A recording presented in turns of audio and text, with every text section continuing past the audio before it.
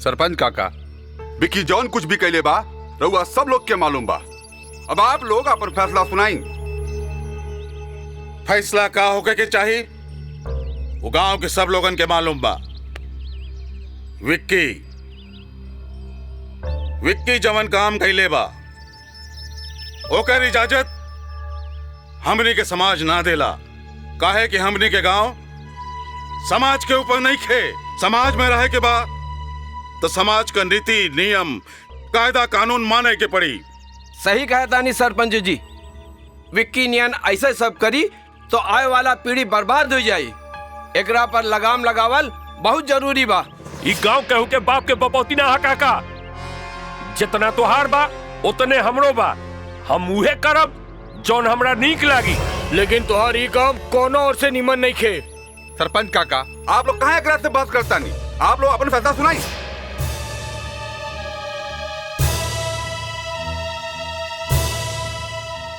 विक्की जौना लड़की के अपन घर वाली का हद बाना ई ओकर घर वाली नहीं खे।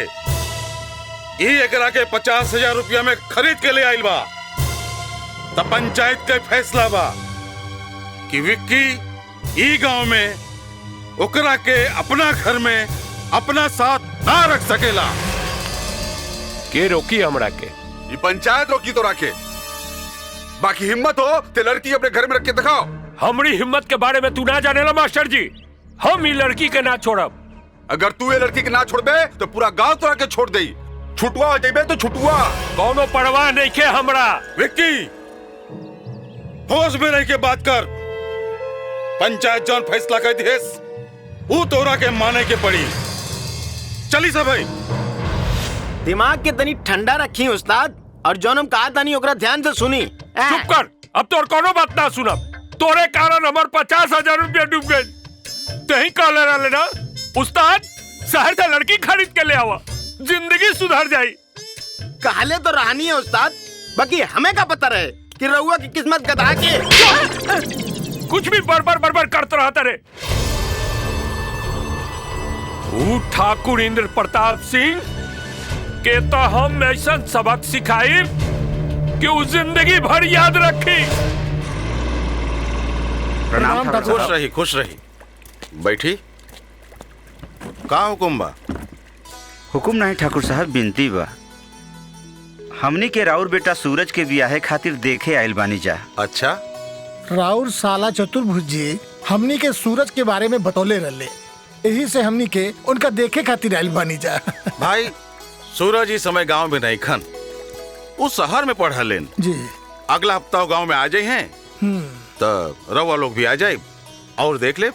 वैसे ठाकुर साहब सूरज कौने शहर में पढ़ले? Banaras.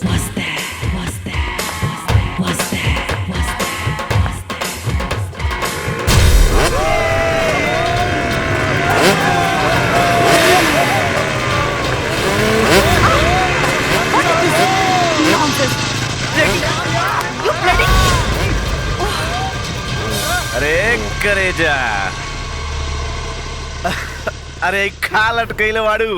What the hell is this? ये क्या बदतमीजी है? अरे बदतमीजी ना, इ तो बस हमरा तरफ से इलू इलू हो। ओ shut up! फिर से एक बार कहा ना। Shut up! बकवास बंद करो और मेरा रास्ता छोड़ो। Shut up! Just get lost! You bloody गंवार! ए, तोरा गंवार लोग था नहीं हम। अरे जरा मन इंट्रोडक्शन फेंक के मारता। टाइगर भैया हमें बीए में पढ़ा था नहीं 7 साल से। साला बस कर। चलो हटो, मैं तुम लोगों के मुंह लगना नहीं चाहती। ए मैडम, एक बार बस मुंह लगा के देख ला तो जिंदगी तर जाई।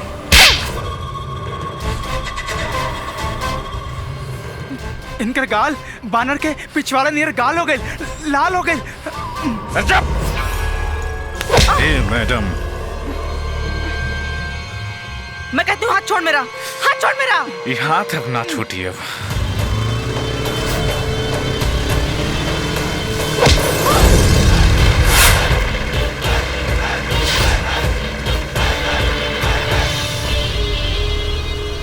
ए मौगा,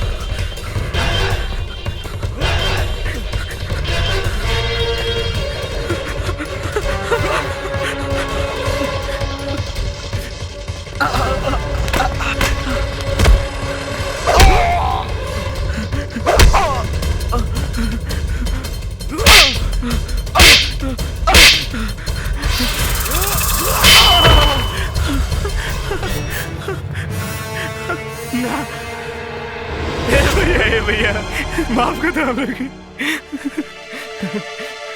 चल उठ उठ भाग भाग।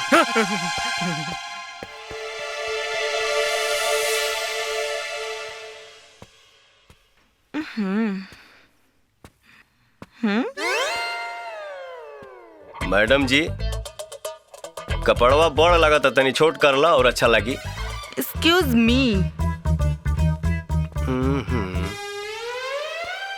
देसी मुर्गी या बिलायती बोल।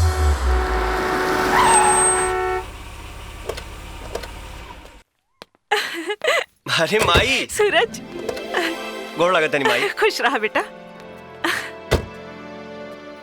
कैसन बाड़ा? ठीक बानी माई। कहाँ ठीक बाड़ा? कितना कमजोर हो गई? खाना ना खात रहला का? 4 टाइम खात रहली, बाकी वो खाना माई के हाथ के ना रहे ना, ऐसे तो बुराइल बानी। चला हाथ मुंह धोला, हम खाना लगावत। हाँ माई। का खाना बनौले बड़े माई? 4 महीना के बाद तोरा हाथ के खाना खाता नहीं। होटल और मेस में ही कहाँ स्वाद मिलेला। अब 2 महीने की छुट्टी बानू, अब रोज हमरा हाथ के खाना खइया। लेकिन बेटा तोहार माई रोज सुबह शाम चूल्हा चौकी और घर का काम करत करत थक जाली। हाँ, बाकी अब हमरा के भी आराम मिली। मतलब ई बेटा कि तोहे लड़के वाले देखे आ रहलन और तोहार मामा उनकरा के लेके आवता रहन। बाबूजी एगो बात कही? हाँ कहा। अभी हम ब्याह करे के नहीं चाहत। काहे बेटा? माई हम आईएएस की तैयारी करे के सोचले बनी। एक बार अपने पैर पे खड़ा हो जाए फिर ब्याह करब। बात तो तोहार ठीक बा बेटा। तू चिंता जिन कर, हम कल लड़की वाला से बात कह ले। नमस्ते। खुश रहा बेटा। बेटा तोहर नाम का है? जी सूरज। कब अइला है बनारस से? काले नहीं है चाचा जी। और बेटा तोहार पढ़ाई लिखाई कैसे चलता? सब बढ़िया चलता। हाँ नमस्ते। खुश रह। देखनी है हमरा भगना के नू, ऐसा लड़का पूरा आरा जिला में ना मिली। हाँ ठाकुर साहब, लड़का हमारा पसंद बा। हमार लड़की के भाग खुल जाई, जऊ ये घर के बहू बनी। आटे में देर को ना बात के, जीजा जी के बरक्षा दी आ बियाह के तारीख तय करी। अरे भाई एक मिनट भाई, बात दरअसल ही बा कि सूरज अब ब्याह नइखे करल चाहत बा। अरे ई का कहत रही जीजा जी? अरे लड़का के बियाह के फैसला तो घर के बड़ बुजुर्ग लोग नु लेवेला। बात तो तोहार ठीक बा, सूरज के ब्याह का फैसला हमनिए के कहल जाई। बाकी सूरज अब आईएएस का तैयारी करल चाहत बा और एकरा खातिर ओके कुछ साल का समय चाहिए। रउआ लोग अगर इंतजार कर सके नहीं तो ठीक बा। ये तो बड़ खुशी का बात बा कि सूरज कितना बढ़िया सोच बा। अच्छा ठाकुर साहब, हमने की इजाजत दी। प्रणाम। प्रणाम।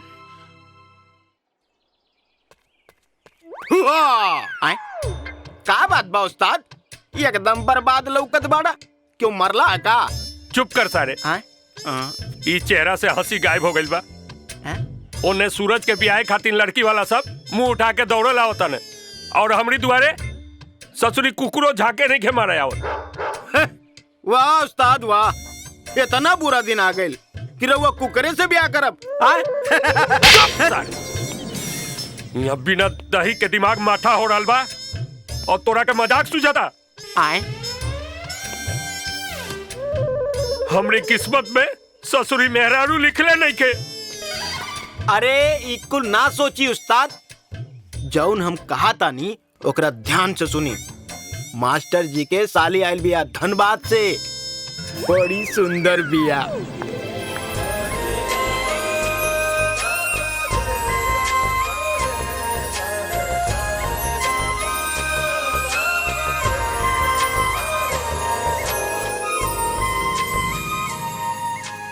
अरे वाह, इस सुंदर फूल जैसन खिलल रूप सूरज देखी तो पागल हो जाइहन। इस सूरज की हवे दीदी?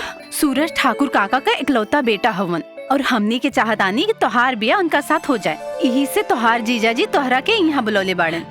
हाँ भौजी, हमनी के आ गई नीजा। बोली का बात बा?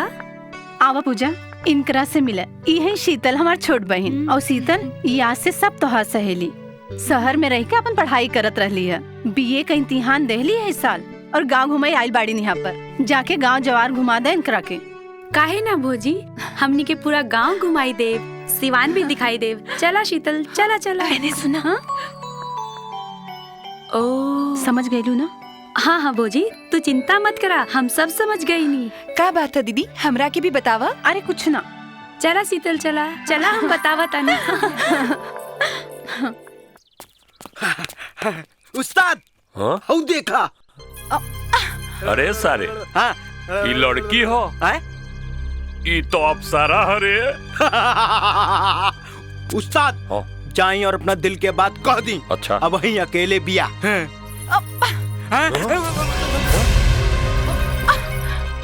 अरे ये कहाँ से टपक पड़ल ले?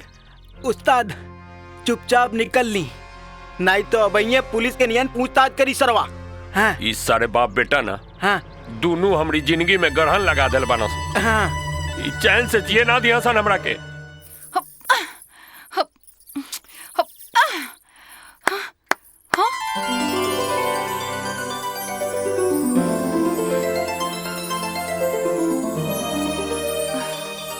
तनी और जोर लगा के।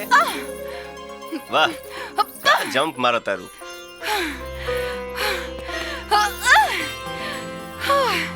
रुक का है गईलू? उड़ा? हम थक गई नी, रहुआ हमार मदद करी ना। काहे नहीं, नारी सेवा में तो हम हमेशा आगे रहे नी। तोहार मदद तो हम करबे करब। बाकी ये बताओ, ये दुपट्टा वहाँ पहुँचल कैसे? हम बाग में आइन रहनी, अचानक बड़ी जोड़न के हवा चलल और हमार दुपट्टा उठ के ओही जा अटक गईल। चला, कम से कम तू धरती पर बाड़ू ना, चिंता मत कर, उतारा तनी हम।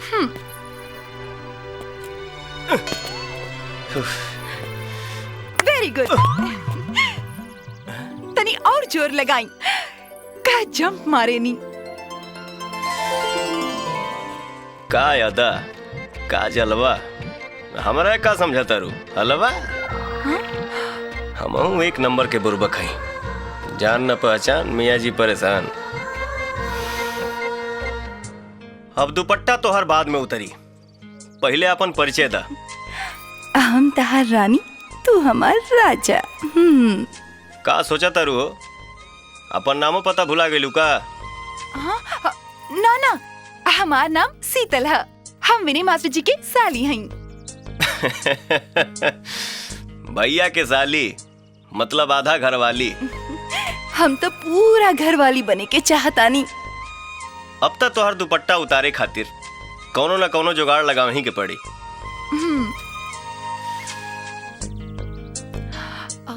एक काम कर, तू हमारे पर चढ़ जा, अपन दुपट्टा उतार ला, ठीक? आवा।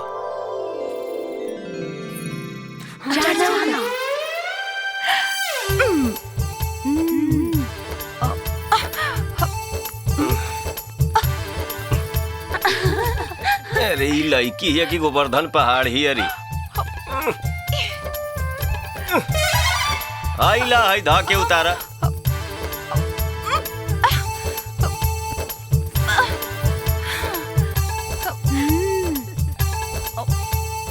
हाँ।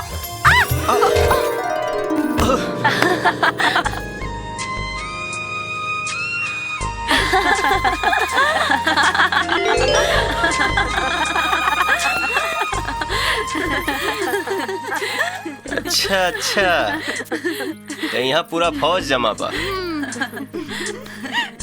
सूरज बेटा भाग ले यहाँ से, नहीं तो लफड़ा हो जाए। अरे ए पूजा, अगर वो ना आई है तो ऊ के हो? उहे सूरज भैया के बात कर तड़ू का? ओए होए, अभी से नाम लेवे में परहेज। ए मैडम, हाँ? अभी दिल्ली दूर बा, बाकी सूरज भैया आई हैं, तू चिंता मत करा। चला।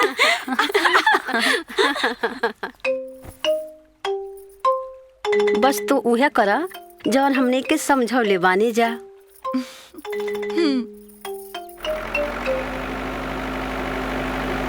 अरे केहू तो बचाओ, केहू तो बचाओ, केहू तो बचाओ जल्दी। अरे केहू तो बचाओ जल्दी। सूरज भैया, शीतल के बचा ली, वो नदी में डूब रहल बाड़ी।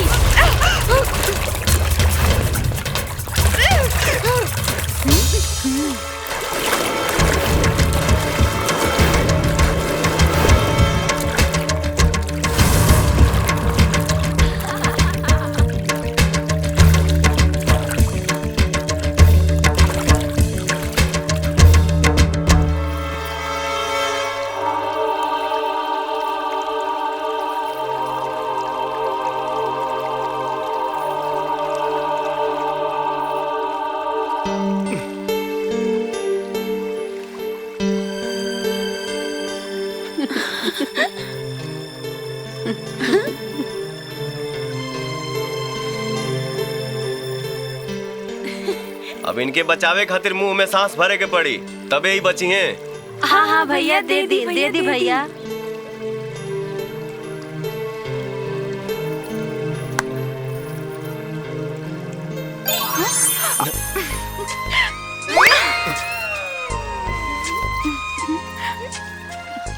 अच्छा अच्छा,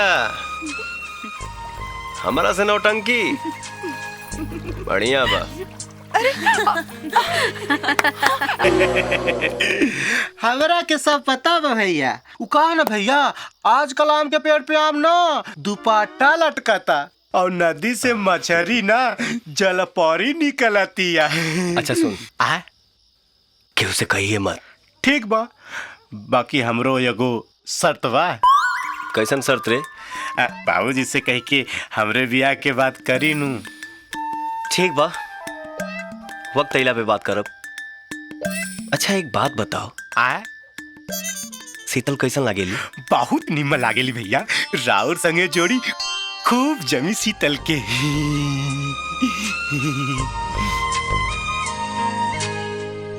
तो सूरज के बारे में सोचा तारू? ना ना दीदी, वो दरअसल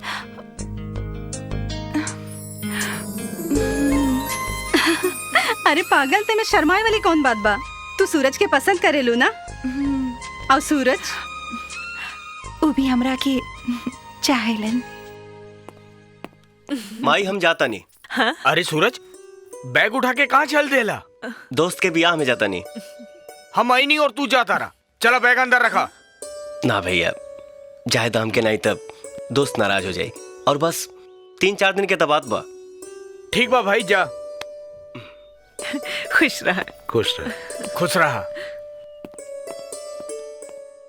अच्छा बेटा, हाथ मुंह धो के नाश्ता अरे काका काकी प्रणाम। अरे प्रणाम। खुश रहिए। बैठी मास्टर बैठी। अरे अगर हम गलत ना है तो ये अजय हम ना? अरे हाँ, सही पहचान ले। अरे सुनली है कि तू डॉक्टर बन गिला? हाँ भैया, प्रणाम। इनका पिता जितना बड़ा वैद रहना, अरे उनका बेटा डॉक्टर ना बनी तो क्या बनी? मास्टर, अजय का पोस्टिंग यही अपने ब्लॉक के सरकारी अस्पताल में भइल बा। अरे वाह, दवाई तो मिली ना फ्री में? अरे मिली भैया, मिली। अरे काका, रहुआ से मेरे को जरूरी बात करा लेनी है। हाँ बोला। काकी रहुआ भी सुनी। सूरज के ब्याह के बारे में का सोचली है? अरे भाई, हमनी के सोचले से का होई? सूरज अब ब्याह करे लिए तैयार ही नहीं खे। अरे सूरज तो मान जाइए, रहुआ लो तो तैयार हो जाई। लड़की कैसन बिया भैया? अरे हमार साली शीतल। शीतल लड़की तो अच्छी बिया। हाँ बाबूजी, सूरज भैया के शीतल पसंद बाड़ी। सच्ची। सूरज और शीतल के जोड़ी खूब जमी काका। समझ गई नहीं मास्टर, समझ गई नहीं। भाई लड़की लड़का एक दूसरे के पसंद करत बा, हमरा का एतराज हो सकेला? काकी रउआ का विचार बा? ऐसन सुंदर और सुशील लड़की घरे आई ता ऐसे बड़ खुशी और का हुई। ले मास्टर, अब का चिंता बा? भाई लड़का के लड़की पसंद आवे उससे ज्यादा सास के बहू पसंद आवे वो ज्यादा जरूरी। अरे भाई हम तो पंडित जी से कह दे कि सास और बहू का कुंडली मिला दे। अरे इनकार कैसे कर देता है? अरे लाखों में एक बा हमार साली शीतल। अरे काकी तो कहली ऐसा लड़की हमार घर में बहू बन के आई, इससे बड़ खुशी की बात का बा। शीतल के भाग जाग गई, इतना बढ़िया और सुंदर परिवार मिलल बा।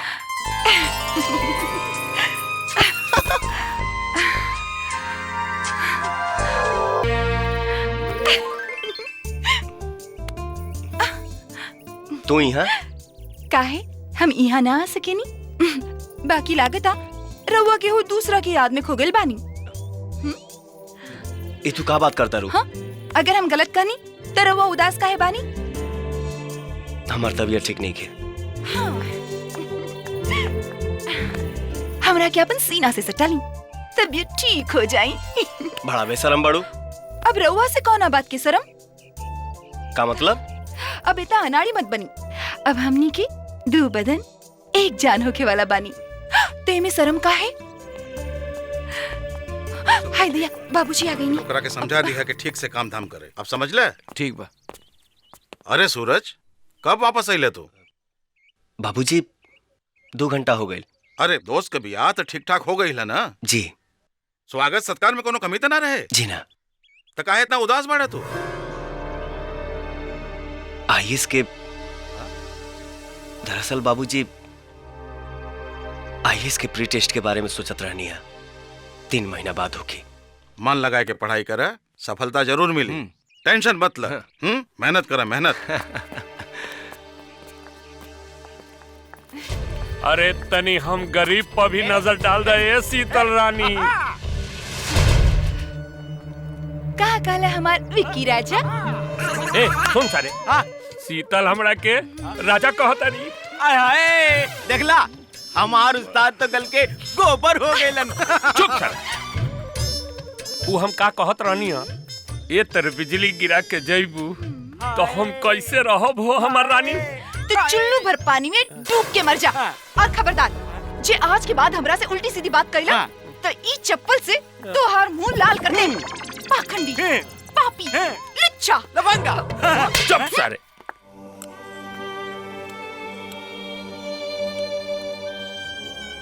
अरे बेटा, खाना खा, ये दाल के कटोरी में का खोजे दाड़ा?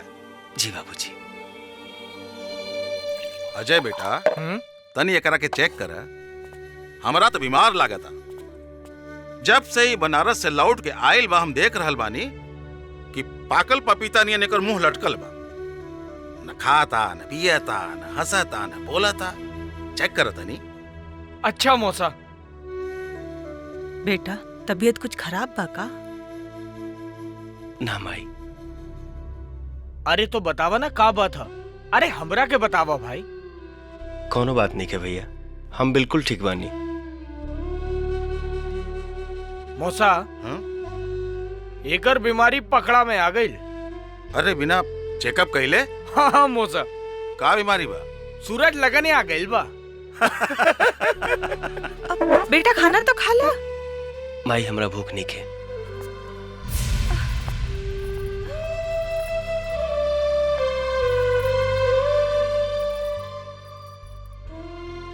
का बात है बेटा?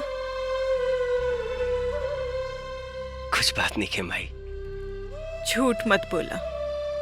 तोहर ई हंसी तोहरा चेहरा के साथ ना दे रहल बा। हम देखा तानी तू कुछ दिन से बहुत परेशान बाड़ा। बतावा का बात है? हम सच कहता नहीं माई, कोनो बात नहीं के। ना बेटा, कुछ बात तो जरूर बा। हम तोहार महतारी हैं, हमरा से तोहार दुख ना छुपी। बतावा बेटा, तोहरा के हमार क्रिया। माई, बेटा, सुख बटला से बढ़ेला और दुख कम होला। बतावा। माई हम हाँ बेटा। माई हम बोला। बनारस गइल रहली ना दोस्त के ब्याहे में, और वहाँ ठाकुर साहब रउआ ब्याहे खातिर दुल्हा जी के मंडप में लेके चली। हाँ महादेव जी, जल्दी करी। 10 बजे के शायद रहल, 11 बज गइल बा। जी हाँ पंडित जी, अभी 11 बजल बा, फिर 12 बजी, फिर 1 बजी, घड़ी न रुक। बाकी खाली हमनी के रुकल बानी। रउआ काहे रुकल बानी? ये बात तो बैजनाथ जी से पूछी। बियाह तय करत समय का बात कर ले रहे। बाकी युवा तो हमरे आंखी के सामने कुछ लौकत नहीं के। ठाकुर साहब जवन हम कहले रहनी उ सब रउआ के मिली। अरे भाई, जब देबा तब्बे मिली नू। समझी जी। 1 मिनट, अभी हमरा के समझी मत कहीं। अभी बियाह भइल नहीं खे। देखी ये समय हम मजबूर बानी। लेकिन हम मजबूर नहीं की। अरे हमरा लड़का खातिर 20 लोग लाइन लगैले रहले, लेकिन हम अरे तोहरा बात पे फंस गई नहीं। अब ऐसा मत कही रहुआ। काहे? परीक्षा के समय तू कहले रहला ना कि द्वार पूजा के बाद तोहरा के 2 लाख रुपया नकद और एक 4 पहिया गाड़ी मिली। बाकी अबले हमरा के 1 रुपया नहीं मिलल, और 4 पहिया तक का 1-2 पहिया भी नहीं खे दिखाई देता। ठाकुर साहब जवन हम कहले बानी वो धीरे धीरे सब देव। एकर मतलब हम भिखारी नियर तोहरा से धीरे धीरे भीख मांगत रही। ना भाई ना, ये हमरा से न हो कि जब ले रुपया और 4 पहिया हमारे आंखी के सामने ना आई, हमनी में से कोई भी मंडप पे न जाए। ऐसा ना करी। हमरी इज्जत करुआ ख्याल राखी। अरे बेइज्जत तो हम हो रहल बानी, तोहरे दुआरे बारात लाके। अरे हमरा के पता होत ना कि तू इतना बड़ दरिद्र बाड़ा, तो तोहरे दुआरे बारात तक का हम पेशाब करे खातिर ना आई। ए, चला सब जने, अभी बियाह ना हुई। समझी जी हमार बात सुनी। हमरा के कुछ सुने के नहीं खे, अभी बियाह ना हुई। चाचा जी हीरो का करता नहीं, ऐसे शादी ब्याह ना तोड़े के चाहिए। तो ही बताता कैसे तोड़ल जाला। हमार मतलब अब यहाँ के देखी कितना दुखी बानी। तो ही उनका दुख दूर कर दा। चला बेटा, महादेव सिंह के लड़का का बियाह ऐसा दरिद्र के घरे न हुई। रउआ शांति से काम ली। पंडित जी, ये समय रुपया और 4 चक्का से काम चली, शांति से ना। आपके दक्षिणा चाहिए ना। आई ले, चला सब जने बस तैयार बा। चला। समझी जी।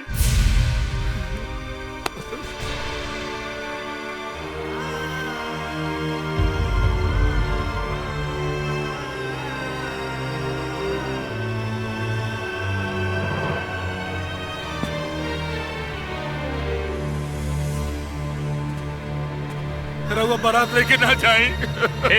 छोड़ा मार को, बंद करी नौटंकी। चल बेटा। ठाकुर साहब, सब जने। ठाकुर साहब।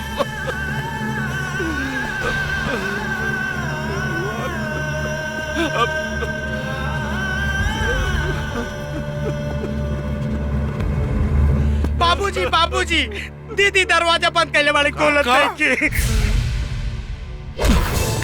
पारुल, अरे का करत बाड़ू बेटी? ई का करत बाड़ी? सवाल ई तू का करता रू? पागल हो गइल बाड़ू का? रवा के है? हम राहुल के दोस्त है सूरज। रवा काहे ना गए नी बारात के साथ? हमरा के केहू के हमदर्दी की जरूरत नहीं है। रवा काहे बचावनी हमरा के? मार जाए दी हमरा के। जवन तू करे जाता लुहा वो ठीक ना हा। अजान दिहल हर समस्या के हल ना हा। आत्महत्या कइल महापाप। सब जाने नी, लेकिन जौना लड़की के बारात दुआरे से वापस लौट जाए, ओकरा खातिर जिए से ज्यादा मरल आसान होला। हम तो बस यही जानी लकी जिंदगी मिलल बा जिए खातिर, ना कि मारे खातिर। का करब हम जी के? का हासिल हुई? मर के का हासिल हुई? अरे ऐसा निसन छोट बात पर सब तोहरे नहीं आत्महत्या करे लागे तो हो गई। छोट बात? हाँ, रउआ खातिर ही छोट बात हुई, लेकिन जेकरा ऊपर बीतेला उहे जानेला। लेकिन जौन भाई ओकरा खातिर तू खुद के सजा काहे देता रू? एमे तुहार का गलती बा? ये बात समाज के समझाई? काल्ह से हमरे गांव, अपने रिश्तेदार हमरे ऊपर ताना मरी है। हमरा के कलंक समझल जाई, घर से बाहर निकलल हमार मुश्किल हो जाई। केहू कोनो शुभ काम में हमरा के अपना घरे ना बुलाई। ये दर्द, ये अपमान हमरा पूरा परिवार के झेले के पड़ी। समाज में ये कलंक से जिए से तो अच्छा बा कि हम मर जाए। ये तू कौना दुनिया के बात करता रू? हम ये दुनिया की बात करत आनी जहाँ बेटी जन्मते महतारी बाप पे बोझ बन जाली, जहाँ दहेज खातिर ओकरा के जला दिहल जाला, जहाँ दहेज के लोभी लोग बारात वापस लेके चल जाले, लेकिन ई ना सोचेले कि लड़की के जिंदगी के का होई।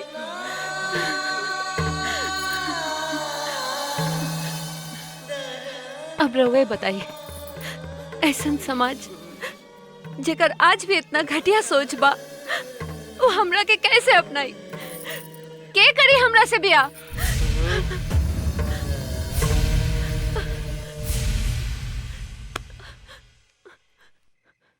हम करब तोरा से बियाह।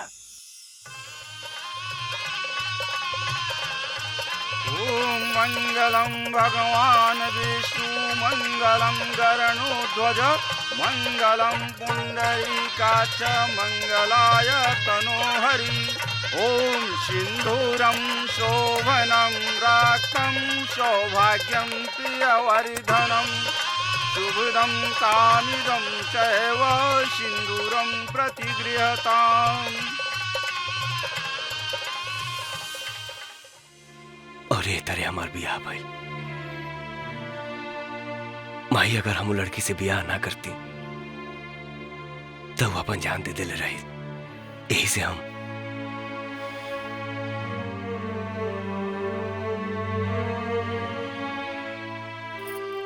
बियाह कर लिहला तो उदास काहे बाड़ा?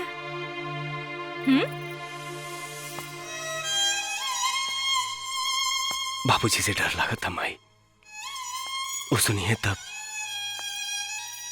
हाँ बेटा, तोरा बाबूजी के पता चली तो ई घर में भूचाल आ जाई। हाँ माई, यही से हम बियाह के बाद विदाई के बाद आइल तो झूठ बोल देनी कि बियाह के समय हमारा खानदान में विदाई ना सहेला, बाद में कौना ले जाए। ई तो अच्छा कैला बेटा, जे तू बहू के ना ले आइला। लेकिन ऐसे कब तक चली माई? आखिर एक ना एक दिन तो विदाई करावे की पड़ी। हाँ बेटा, विदाई हुई, लेकिन सही समय पर। समय हर दुख, हर कठिनाई के इलाज खुदे करेला। तू चिंता मत करा, तोहरा के उदास देखे नी तो हमार कलेजा खल जाला। क्या बात है? मतारी बेटा बड़ा उदास लगा तारा। वो बातें ऐसन बा। अरे हमरो से बतावा लोग। सूरज के एगो जिगरी दोस्त रहे, उहे उहे उहे मुँह गइल। अरे ये तो बड़ा बुरा खबर बा, हमरा के बतावे चाहिए ना। देखा बेटा, जे गई लोकरा के याद में दुखी भइला से वो वापस तो ना आई ना। ये तो दुनिया का रीत है बेटा। सूरज यही से अभी ब्याह ना कैल चाहता। कोनो बात नहीं, सूरज जब चाहिए ना तब ब्याह हो जाएगी। हम समझाए दे मास्टर जी के। हाँ बेटा, चल। मौसी, सूरज सही कहता। मतलब यही के एक जिगरी दोस्त मर गई। बेटा हम तोरा के सच बतावता नहीं, प्रणाम ठाकुर साहब। खुश रह खुश रह। का बात हो बेचू, सवेरे सवेरे मंगरू के साथ? इनकर बेटा बेचना बम्बई से एको लड़की बियाह कई के ले आइल बा। ऊ बिरादरी के नईखे, अभी डेरात बाड़न पंचायती से। रउआ कुछ सलाह दी। इतना बस नहीं खे तोहार अपने लड़का पे? अरे तोहरा से बिना पूछले बियाह कर लिहलस। देखा मंगरू, हमारे कई सलाह बा कि अपना बेटा और बहू के अपने घर से बाहर कर दे। अगर वो दोनों घर में रही है ना, तो बिरादरी का पंचायत बैठी और तू बेइज्जत हो गए। लेकिन ठाकुर साहब, हमारे पास ले देख के एक बेटा बाबा। एक कई बेटा हमारा पास भी बा मंगरू, लेकिन हमारा चोरी से गैर बिरादरी में बियाह कई के तो के घर से ना निकाला, सीधा गोली मार दे बोके। माई, अब का हुई? बेटा, मंगरू तोहरे बाबूजी के बात से डरा गई हुई, बाकी हम न डरब। तू चिंता न कर। पारुल ई घर के बहू हवे और ऊ ई घर में आके रही। सूरज, तू मौसी का ठीक से समझौले नहीं खेका? समझौले रानी भाई। अरे तो उचिलात काहे नहीं खे? मौसा चल जाई है तो कुल करल धरल बेकार हो जाई। हमके तो लागत था कि माई सब भुला गइल का। बाबूजी पोछ देनी, अब चली। हाँ चल। ते बड़ा कामचोर हो गइल बड़े रे। एजा से लौकता गाड़ी गंदा बा। ठीक से पोछ ते देनी, अब का पानी लाके धोई। अच्छा अच्छा ठीक बा, चल देर होता हमरा, जल्दी कर। अरे माई चिल्ला दरस भैया। हाँ का भाई? काहे? माई, मौसी, माई, गायत्री, मौसी। अरे का भइल मौसी की? गायत्री, मौसी।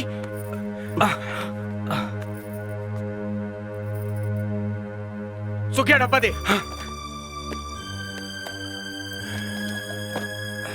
सूरज, तू मौसा के लेके बाहर जा। हमरा के मौसी के चेक करे के पड़ी। मौसा, रउआ बाहर जाई, हमरा के शांति। अरे बेटा, लेकिन एके हम छोड़ के। सूरज, अरे बाबूजी आप चली, माई के कुछ ना हो। लेकिन अजय भैया बाड़े ना। अरे तोहरा के न्योता देवे के पड़ी का? जो ना बाहर। मौसा के चमचा।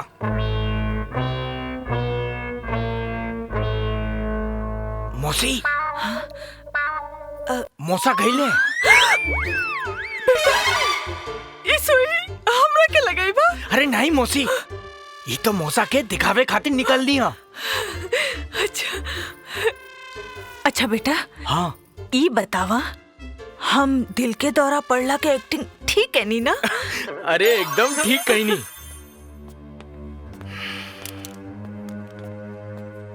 अरे बेटा, कैसन तबीयत बा तोहरा मौसी के? मौसा, मौसी की तबीयत ठीक बाटे, बाकी हमरा के एगो बात समझ में नहीं खे आवत। मौसी के ब्लड प्रेशर की बीमारी कब से हो गई? अरे ये मनहूस का मुंह देख देख के तोहार मौसी और बीमार हो गई बाड़ी। जब देखा तब मुंह लटकवले फिरता। अरे मौसा, दूसरे की परेशानी में हमनी के परेशान कर ले भाई। छोड़ी मौसा, जाए दे। ए में केहू के गलती नहीं खे। बस आगे एगो बात ध्यान रखे, मौसी के टोटल आराम चाहिए। अगर मौसी फिर से मेहनत करी तो फिर मुश्किल हो जाए। सही कहा ताड़े बेटा, आज से तोहार मौसी कोनो काम न करिए। आज से सब काम सुखिया करी। हमरा के तो सतुआ भी साने ना आवेला बाबूजी। अलबत्ता हमार बियाह भइल रहता। चुप बुढ़बा, जब देखा तब बिया बिया बिया रटत फिरला। तो हमरा के काहे डांटतानी? हमार न सही तो सूरज भैया के करा दी, सब दुख दूर हो जाई। अब घर के काम के करी तू सबे जान ला, बाकी मौसी के टोटल आराम चाहिए। मौसा बस।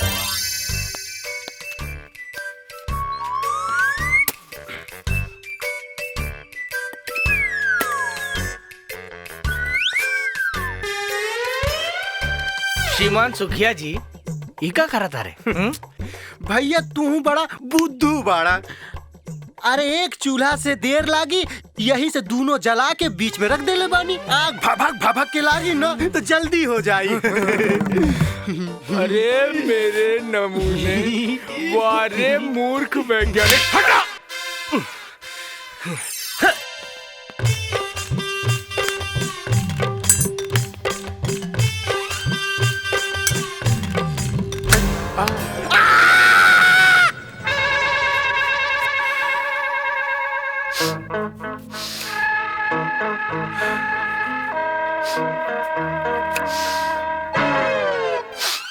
अरे मौसा, रउआ काहे रोतानी?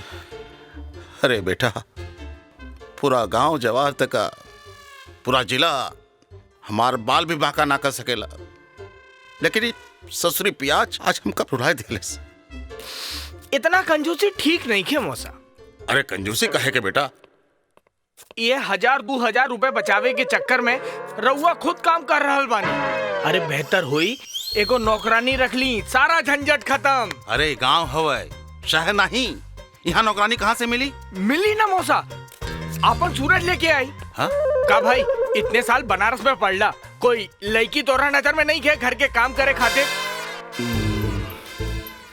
ये गोले की बिया बनारस में, हाँ? जहाँ रूम लेके रहत रही ना किराया पे, वहाँ वो काम करे आवत रहे। तब फिर ले आवा ओकरा के। हाँ? भैया वो आता जाई, बाकी पैसा ज्यादा ले। अरे पैसा ली तक का, घर के काम करी ना। हाँ? अरे देव, ओकरा खातिर जवन पैसा चाहिए ना देव। हाँ। लेकिन अगर वो आवत हो ना, फटाफट लेके आवा। हाँ। हाँ। ठीक बा बाबूजी। भैया मुहूर्त ठीक बा ना? तू निश्चिंत होके जा, फोन कर दा। हाँ? का कहलेस? कुछ ना मौसा, कुछ ना, बस ये कि काल दिशा सुल तो नहीं के। हाँ है बुड़बक, नौकरानी ले आवे जाता कि दुल्हन? लगाड़ी आ गई। जीजा प्रणाम। प्रणाम बाबूजी। खुश रह बेटा, खुश रह। प्रणाम पंडित जी। खुश रह। और बेटा का हाल चाल बा? सब ठीक ठाक बानू? ठीक बा बाबूजी। अरे बेटा अकेले आइला और सब? दरअसल माई की तबीयत ठीक नहीं खे, यही से बाबूजी ना आइले। और उनका दिखावा तनिको पसंद ना। भाई वाह, कमाल के बाणे तोहार बाबूजी। जीजा जी नमस्ते। नमस्ते। अंदर चली ना जीजा जी। है सुमन, लड़का थका हारा आइल बा, परेशान मत करा, कुछ चाय पानी की व्यवस्था करा जा। रवा चिंता मत करी चाचा जी, हमने के सब सहेलियां मिल के जीजा जी का ठीक से खातिरदारी कइल जाई। चली जीजा जी, चली चली अंदर चली। बेटा जा, ये सब बहुत शैतान बाड़ी, बड़ा परेशान करिए तोरा के। पारुल के माई आवतानी। हाँ जी। अरे जल्दी करा भाई। हाँ। 1 बजे विदाई शायद बा और 12 बज गइल बा। फिकर ना करी रहुआ, सब तैयारी हो गइल बा। ठीक बा, ठीक बा। हाँ। बीरेंदर, अरे बेटा तनी जल्दी जल्दी हाथ चलावा। हाँ जल्दी करा। अरे बाबूजी, ये सब का हब? ये सब हम ना ले जा सकीले। अरे बेटा ये सब तो हर बाप अपनी बेटी के देला, एमा कौन सी बड़ी बात है? रहुआ हमारा बाबूजी के नहीं जानत, वो दहेज के बहुत बड़ विरोधी हमें। अरे बेटा ये दहेज ना है, ये तो हम अपना खुशी से दे रहल बानी। ए बाबूजी, हम विनती करत हनी रुआ से, वो ये सब देखिए तो नाराज हो जाइए।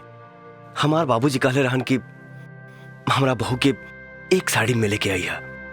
वाह बेटा वाह, तोहार बाबूजी एकदम देवता बाड़न। ऐसे रिश्तेदार पाए के तो हम एकदम धन्य हो गई। हे बेटा जैसे तू चाहबा उसने होगी।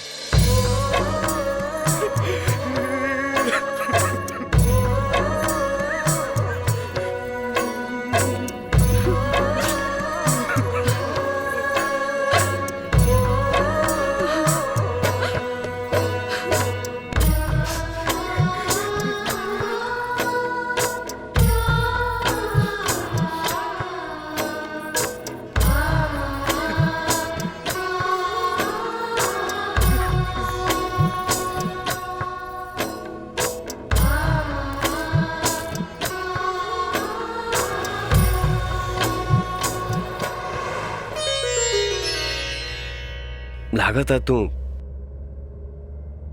इस शादी से खुश नहीं खो। ना ना, ऐसा कोनो बात नहीं खे। तब फिर का सोचा तारू? सोचा तानी कि हम कितना खुशनसीब बानी कि रउआ जैसन पति मिलल। रउआ हमरा के अपना के अपन दुल्हन बना के अपना घर लेके जा रहल बानी।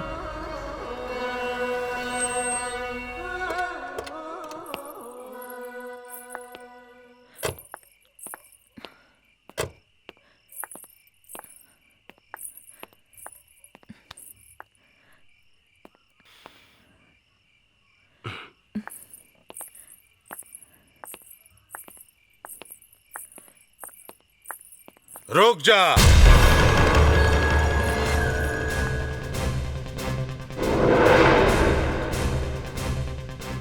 अंदर जाए की जरूरत नहीं थे। फूल से सजल गाड़ी में नौकरानी ना आवेली। ई बेशरम हमसे छुपा के शादी करके आइल बा। बाबूजी, ई गैर बिरादरी के नहीं खे। चुप! हम कुछ नहीं की सुनल चाहत। हमरा खातिर हमार इज्जत, हमार मान मर्यादा हमरा औलाद से ज्यादा प्यारी बा। हम तो के जिंदा ना छोड़ब सूरज।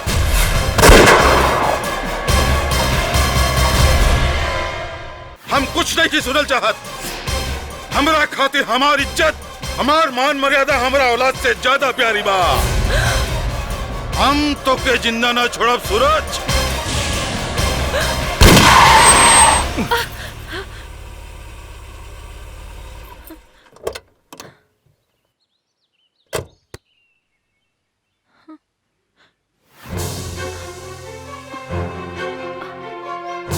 ये सब का करत हन?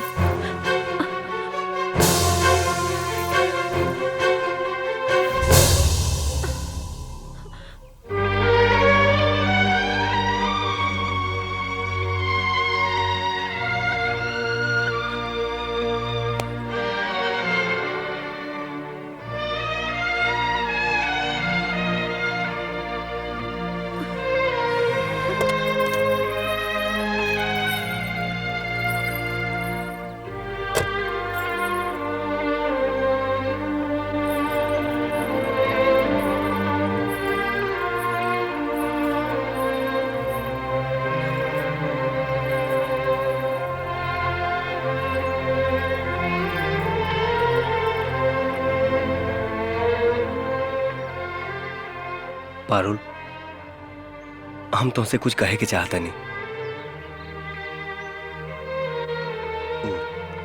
कहा कि हम तुमके धोखा देवे के नहीं चाहत। घरे पहुंचला के पहले कुछ बात साफ कर दिया चाहता नहीं। बोली, का कहल चाहता नहीं? बात यह है कि हम तोहरा के अपना घरे दुल्हन बना के नहीं, बल्कि नौकरानी बना के ले जाता नहीं।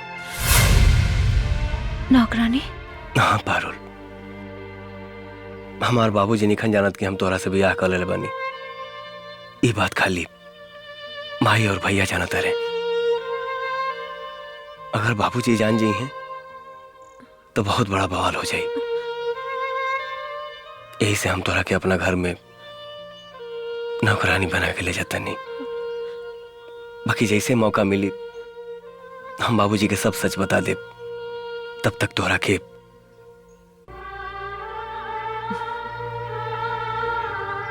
अब हम रउआ के एगो बात कही। बनवास श्री रामचंद्र जी के भइल रहे, सीता जी के ना। लेकिन फिर भी सीता मैया रामचंद्र जी के साथ जंगल में गईलिन। हर स्त्री के इहे धर्म होला। रउआ साथे हमार बिया भइल बा, त हम रउआ साथे हर हाल में खुश रहब। अब चाहे हमरा के रानी बना के रखी या नौकरानी।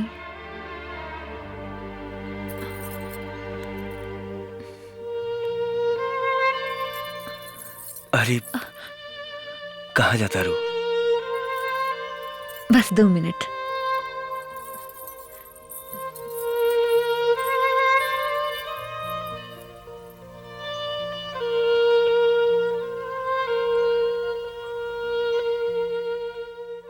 अब बोली साहेब, हम कैसन लागत आनी?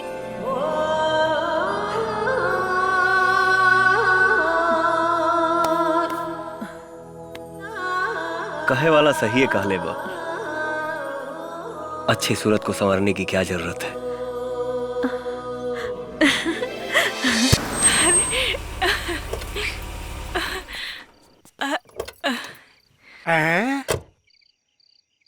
क्या तना सुंदर नौकरानी। लेकिन ये तो शादीशुदा लागतिया। खुश रहा। बड़ा संस्कारी लागत या। अरे बनारस की हिया मौसा। अच्छे घरे का लागत या। बाकी समय चाहे जवन करावे। मौसा राहुल टेंशन अब खत्म।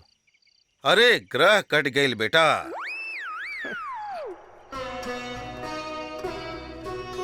ई हमरे लइका के बाबूजी हमें गोड़ लगा। खुश रह खुश रह। आओ अंदर चला। सूरज तनख्वाह के बातचीत कर ले बाड़ा ना? जी बाबूजी 2500 में तय के ले बानी। घर के सब काम करी। अच्छा अच्छा। का नाम है? पारो। हाँ शादीशुदा लागत या। हाँ बाबूजी पारो के मर्द मुंबई में रिक्शा चलावेला, बाकी 4-5 साल से गावे नहीं आवत। अरे भाई माया नगरी है, जो हो जा जाला वहीं के हो जाला। बाबूजी कौनो बार वाली के पटा लिए होई। जो सामान लेके आओ जो। सूरज। हाँ माई। है ने आवा।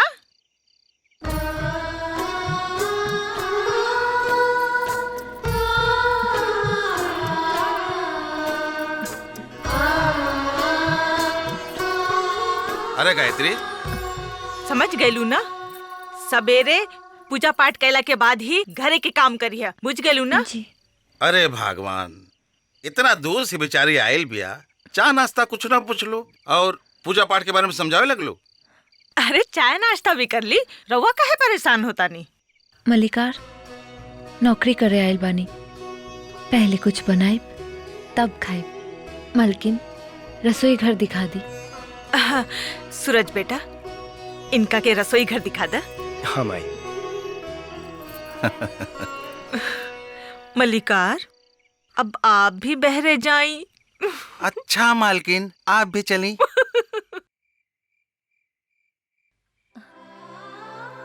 ये आवे तो आ रसोई घर।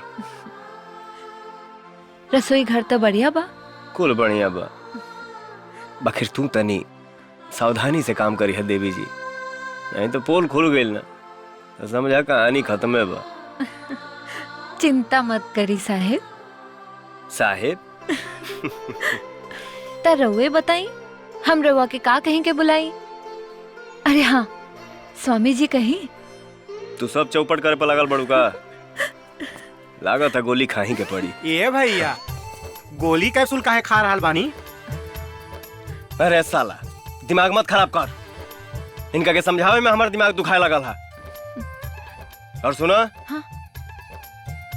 काम में तनिको नुकसान ना होके के चाहिए, अगर भइल ना तो तोरे तनख्वाह में से पैसा कट जाई। जी नुकसान ना हुई साहेब। ए भैया भैया हो डांटी मत, नुकसान कैसे हुई? हम बानी नू, रउआ बाहर जाई, पारो के हम सब समझा दे। जाई। अच्छा साले। पारो हमार नाम सुखी राम हवे। अच्छा नाम बा। खाली नाम है अच्छा बा, बाकी हम बहुत दुखी बानी। काहे? अरे अब ले हमार बिया नइखे भइल। एक बात कही? हाँ हाँ कहा ना। तू बड़ा अच्छा लागेलू। तू भी बहुत अच्छा बारा। मतलब हमनी की जोड़ी खूब जमी। का कहला?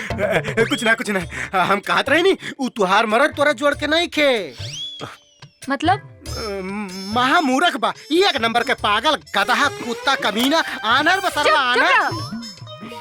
देखा पारो रानी, हमार मतलब यतना सुन्नर मेहरारू छोड़ के उ सरवा बम्बई चल गई, यार वार मुमारत हुई। बस करा, अब ज्यादा मत बोला।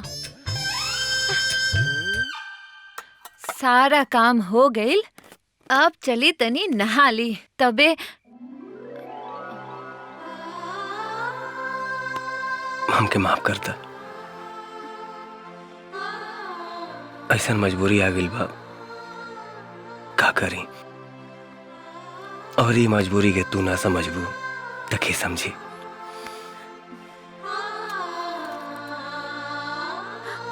जाना हाला।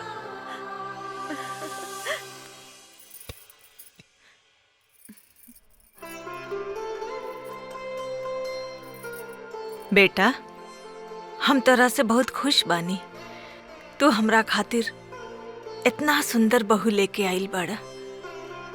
बाकी नसीब के खेल देखा, हम ओके अपन बहू भी ना कह सके नी। अरे धीरे धीरे सब ठीक हो जाए मौसी, चिंता मत करा, सब ठीक। अरे कहाँ ठीक हो जाए भाई? बाबूजी, माई के बीमारी के बारे में बात होता रहा बाबूजी। हम कहनी है माई से कितनी जल्दी ठीक हो जाओ तब पारो के वापस होकर घरे भेज दिया जाए। इतना जल्दी का बा? ऐसा नौकरानी कहाँ मिली? तुम्हार बियाह हो जाए तो पारो चल जाए।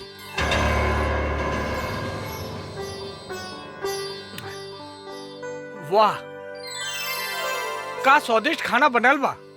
मौसी, पारो के इनाम दे दा। बहुत ज्यादा बखान मत करा भैया, और वैसे भी नौकर चाकर के कपार बना चढ़ावे के चाहिए। हम पारो के सब बर्दाश्त कर ले। पारो बहू, तू भी खाना खा ला। का कहलो? हमरा बहू कहे के शौक लागल तो हम कह देनी। तका नौकरानी के बहू कहबू? हाँ, सूरज और शीतल का ब्याह करा देता नहीं। 2400 घंटा अपन शौक पूरा करत रही है। बाबूजी, इतना जल्दी भी काबा? अरे तोहरा माई के बहू चाहिए तो हम का करी? कोनो जरूरत नहीं खे, हम पारो के ही बहू कह के अपन शौक पूरा कर ले। मौसा मौसी ठीक कहत बारे। अरे बहू कहे से पारो ही घर के बहू थोड़ी ना बन जाए। अच्छा ही बतावा कि पारो सूती कहाँ? हमरा साथे, हमरा कमरा में। पगला गइल बाड़ू का? नौकरानी एक मालकिन के कमरा में सूती?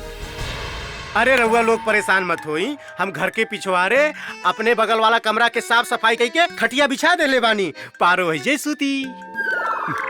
हाँ हाँ, सुखिया ठीक कहता, पारो पिछवाड़े सूती। ई रहल तुहार बेडरूम। आवा आवा, बाहर काहे खड़ा बाड़ू? आवा अंदर आवा। चलिए आवा आवा।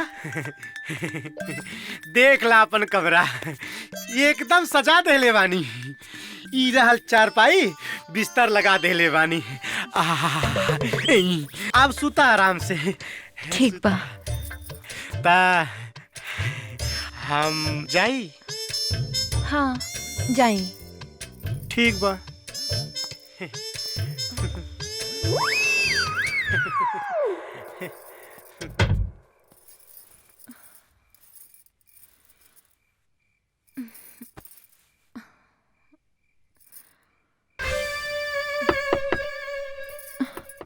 अब के आ गई?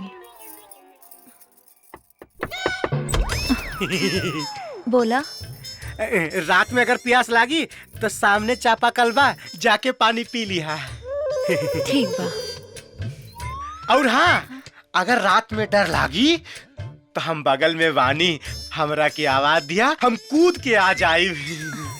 अच्छा ठीक बा, अब सो जाई। हाँ हाँ सो जाई, हम कब मना कैले बानी, सो जाई।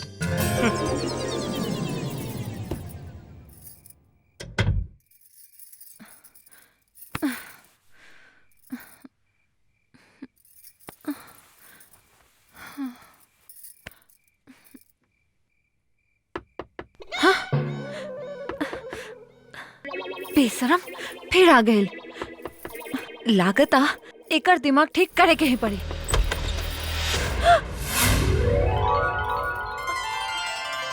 इतना रात के रहुआ यहाँ? अब सफाई दी कि भीतर ढोकी? चलबू चोना मत कर, एक करेजा बर्दाश्त नहीं के हो। छोड़ी। अरे साहब, केहू देख ली तब? केहू ना देखी, सब लोग सुतल बा। लेकिन फिर भी हमरे इज्जत के बात बा, हम शादीशुदा बानी। अच्छा सुनबू, बार घर देवर भतारे से चौल हैं? अपना नौकरानी संगे ये सब करे में रउआ शर्म ना लागेला? नहीं।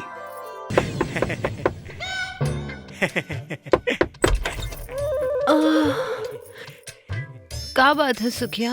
हम सपना देखनी है कि तोहरा के ठंडक लागता, ई कंबला और सुता तानी के जाड़ा न लागी। का बात है रे सुखिया? कुछ ना बाबूजी, पारो के कंबल देवे आयल रहनी, मौसम ठंडा बानू। पारो जी मलिकार। तू चला घर में सुता, चला।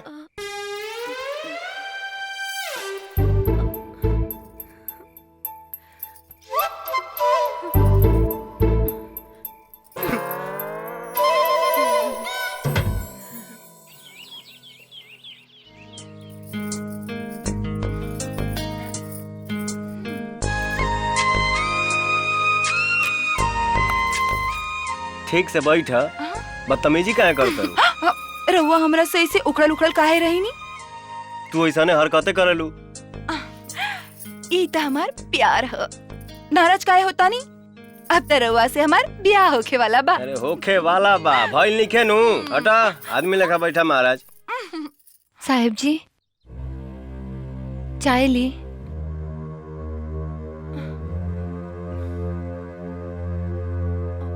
ई के हा? ई पारो है, बनारस से आइल बाड़ी घर में काम करे खातिर। ओ, नौकरानी बोले में शर्म लागता। इनकर परिचय तो करा देनी, हमार परिचय न कराई। हाँ हाँ हाँ, काहे नहीं। पारो ई शीतल है। रहुआ भी ना कब बुरा परिचय ना देनी। हम शीतल हैं, तो हर साहब की होखे वाली पत्नी। रामचंद्र कह गए सिया से। ई सूरज के घर है? हाँ, सूरज के घर है। बाकी तू के बाड़ा? हमार नाम वीरेंद्र हवे। हाँ हाँ, वो अलग बात बड़ा कि हमारा के लोग बीरू कहले, और हम बनारस से रहल बानी, और ई घर के साला है। ये घर के साला है? अरे सुखिया जी बाबूजी। क्या कहता रे?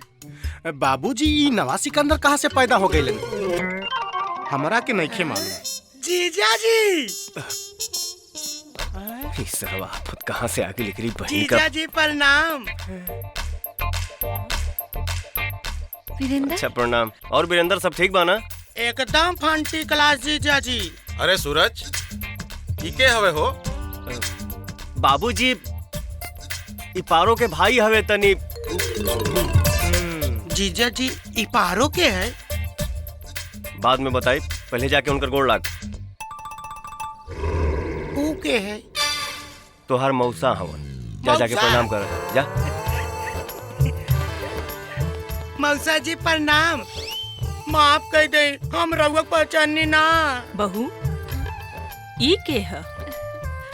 ये हमार छोट भाई है। कोनो बात नहीं की, कोनो बात नहीं की। जा जा अपने बहन से मिल अंदर जा, अंदर अंदर जा जा। हाँ, अरे सूरज ये सही पागल हवे का? हाँ बाबूजी, ये केहू के कुछ कह देला। हाँ तब तू बाबूजी के मौसा कहलस।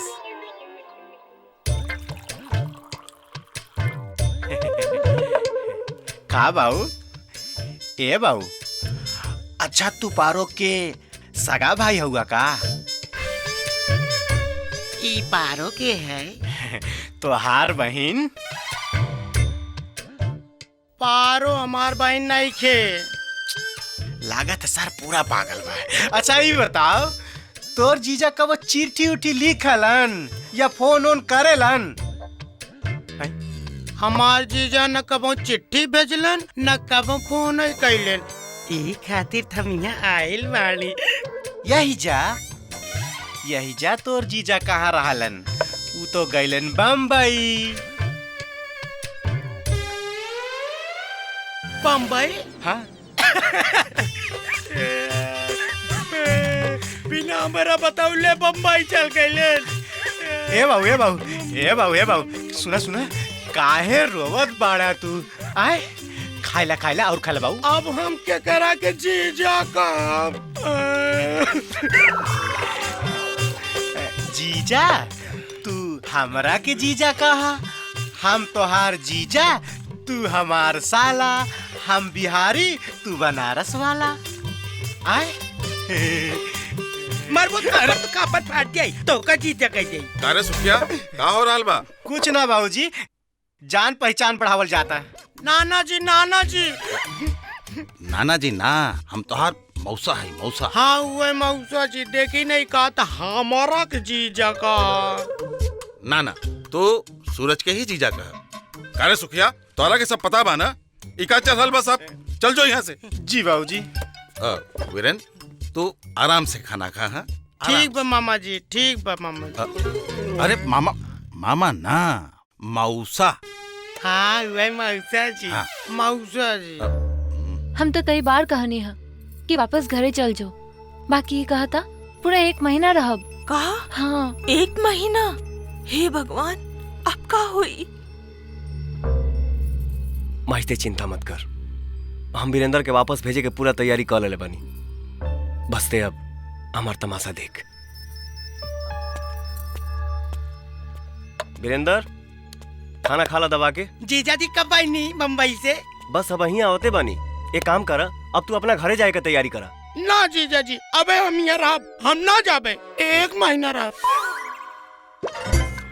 अरे तोहरा बाबूजी के तबीयत खराब बा। बाबूजी की तबीयत तो मेरा ना खराब हो सकेला, उ तो योगा कर रहे। हमरे मोबाइल पे तोहार बाबूजी फोन कैले रहन, तबे ना बम्बई से भाग के आवतानी रे। ठीक बात, तो हमारा के बाबूजी से मोबाइल पर बात करावा, तब हम मानब। अच्छा हाँ। दुलरुआ सारा मार ना बतिवाइब तो ना विश्वास करबा। हैं चले। हेलो बैजनाथ जी, हली वीरेंद्र से बात करी। हमारा बाबूजी के नाम लेता रहा लावद। बाबूजी, जीजा जी का कहता ने? रहुआ की तबीयत खराब बा? हाँ बेटा, 2 दिन से तबीयत बड़ा खराब बा। सर्दी खांसी धइले बा। तोहार माई तोहार ननिहाल गइल बा। तू जल्दी घरे आ, ना तो हम घाटे पहुंच जाई। अभी हंडिया में तोहरा से मुलाकात होई। ऐसे मत कही बाबूजी, रहुआ कोनो डॉक्टर से दवा ले ली, हमार हलवानी पालागी। हट साले। अब विश्वास हो गईल। हाँ बाकी जीजा जी, हमारा बाबूजी के आवाज बदला लगा था। अरे सरवा, जेकर तबीयत खराब होला ओकर आवाज बदलिए जाला, ई प्रकृति के नियम है। तू एक काम कर, सवेरे 5 बजे वाली बस पकड़ के तू घरे चल जा। हम दीदी के लाई के जा। दीदी खा पी के सूत जाए, 5 बजे चले बा। अरे पहले तू तो पहुंचा, तोहरे दीदी के हम लेके आई। ठीक बा। का बाल लहरावती रे? ये बिल्कुल सावन की घटा की तरह। डुगिया हमारी खातिर कैसन रही रे? एकदम मंगता बाबा न हुआ का? जहाँ देखला उहे मुंह मारे लगला। अरे वो नौकरानी हुए। नौकरानी? हाँ। और इतना सुंदर। सुन लिया, और जवान आम के पेड़ के बगल में खेत बा, उमे पानी फटाफट पटवाओ जल्दी। हाँ और जल्दी जल्दी जा, आगे रिपोर्ट दे। समझे? चाचा जी प्रणाम। खुश रहा खुश रहा। तो क्या पहचानी ना बेटा? चाचा जी हमार नाम राहुल सिंह है, घर चंदोली है, सूरज के दोस्त है यहाँ। अच्छा अच्छा अच्छा, बैठा बैठा बैठा। खड़ा कहाँ है बड़ा? बैठा।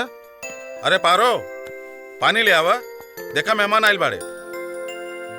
और बेटा घर में सब ठीक ठाक बा ना? जी।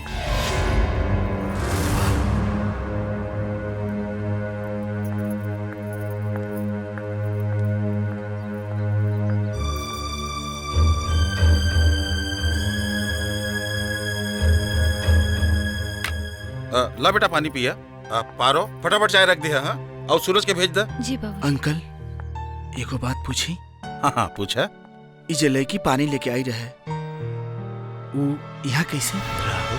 का तू ये लड़की के पहचाने ला? थोड़ा बहुत। वो लड़की ये घर का नौकरानी है। नौकरानी? लेकिन अरे राहुल। सूरज तू हमारा घरे कैसे? बस तोरा से मिले आ गए। अरे भाई। और कैसे बाड़ा तू? अच्छा तो लोग बतियावा, हम आवता नहीं। जी बाबूजी। अरे सुखिया, ए सुखिया। यार वो पारुल, हम सब समझता नहीं कि तू का कहे के चाहता रहा। ये सब तोहरे कारण भइल बा।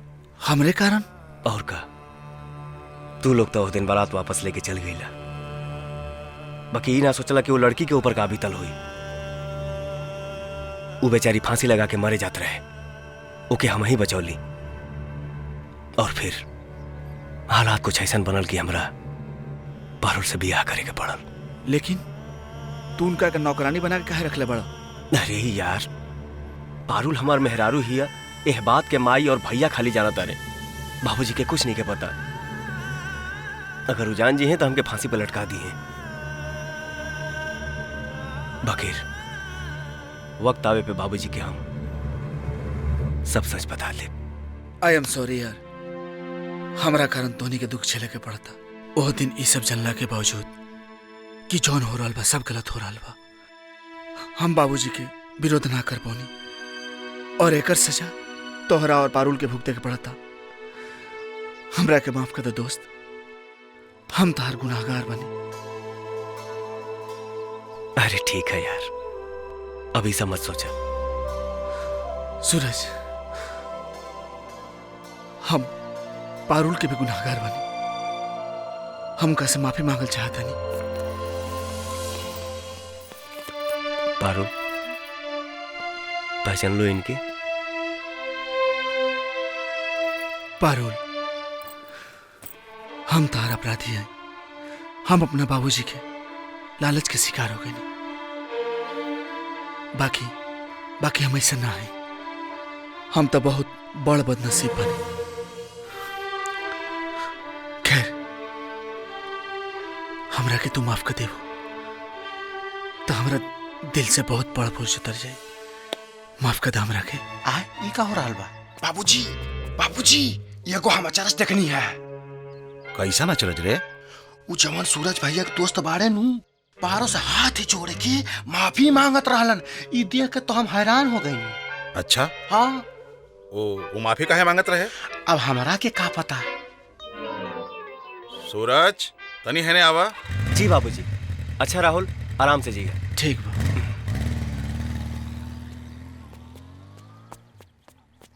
वो तोहार जवान दोस्त आयल रहे, वो पारो से माफी काहे मांगत रहे?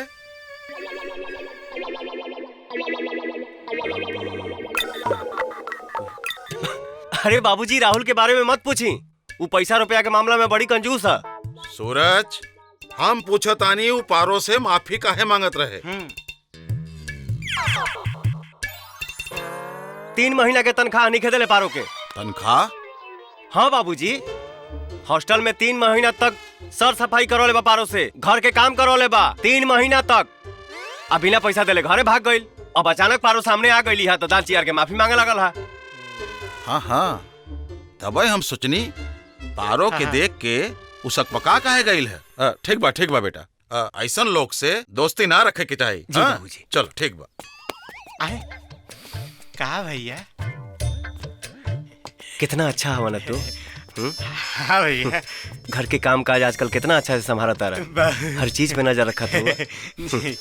हिला पहले, मुंह मीठा कर, पानी पीला। खराब करके थैले बड़े से हमार, कभी आई तक कभी आओ तक कभी हेले तक कभी होने। अरे साला भाग साला घटिया। ए मतलब के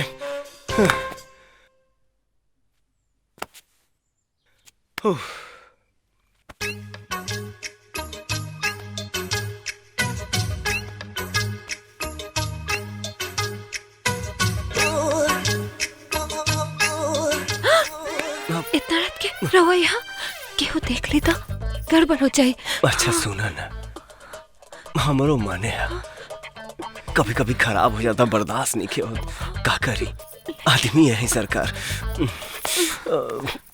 बाबूजी बताइए ना, बाबूजी बताइए ना। हाँ भाई।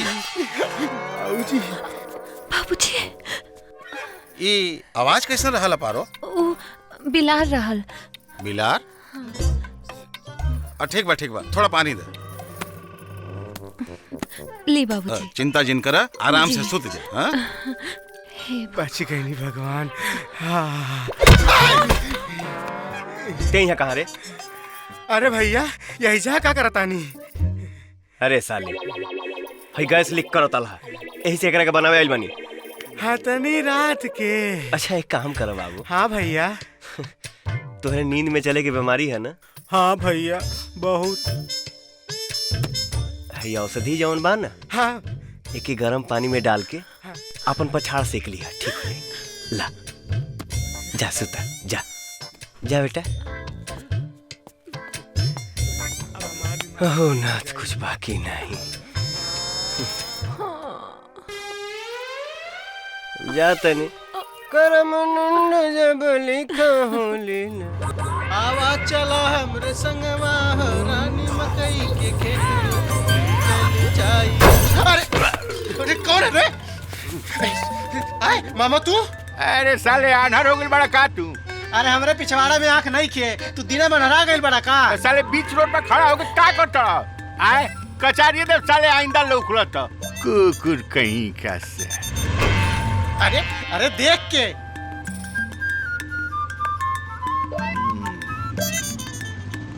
हमरा से धोखा। ओहो तगीधे के नजर पड़ गइल। जीजा जी। अरे सिकंदर आवा आवा। जीजा जी रउआ मजाक मत करी, हम रउआ से बहुत नाराज बनी। हमारा अपराध तो बतावा। हम कौना मुँहे राउर अपराध बताई? आए रउआ हमरा मुंह पर तक करिखा पोतवा देनी। अरे कहाँ पागल नियन बात करता रहा? हाँ अब तो हम पागल होइए गईनी। हे महाराज जब रउआ अपना मोने के करे के रहला तो हमरा काहे के बेइज्जत करवनी? बोली ना भैया ई कुल का बकतानी? तू लोग हमरा भगिना के बियाह करवा देलू लोग आ हमरा के खबर तक ना देलू।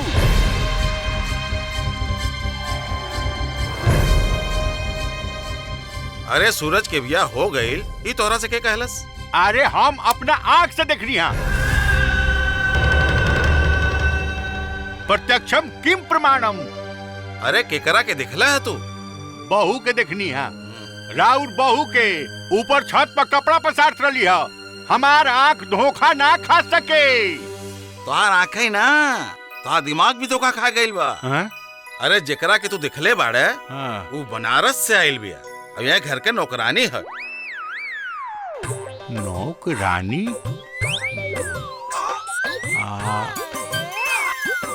इतना सुंदर? आज मामा के बात सुन के तो हमार करेजे कांप गइला। हमके तो लगल कि सब उनके पता हो गइल का। घबरा तो हमहू गइल रहनी। वैसे राउर मामा जी हमरा के घूर घूर के देखत रहले। हम नौकरानी ना लागेली का? अरे तू मामा के ना जाने लू, वो बहुत बड़ रसिया आदमी हमें। मामा से हमारा तनी बचिए के रही है। हाँ कैसे कैसे बची? रउआ से बची, सुखिया से बची, अब मामा से भी बची। एमे तुहार कोनो दोस्त निके है मैडम। तू चीजें ऐसन बाड़ो। अरे अरे दरवाजा तो बंद कर दी। अरे हाँ हाँ हाँ जोश में होश ना खोए के चाहिए, लेकिन का करी बड़ी मुश्किल से तो कभी कभी मिले लू। जाई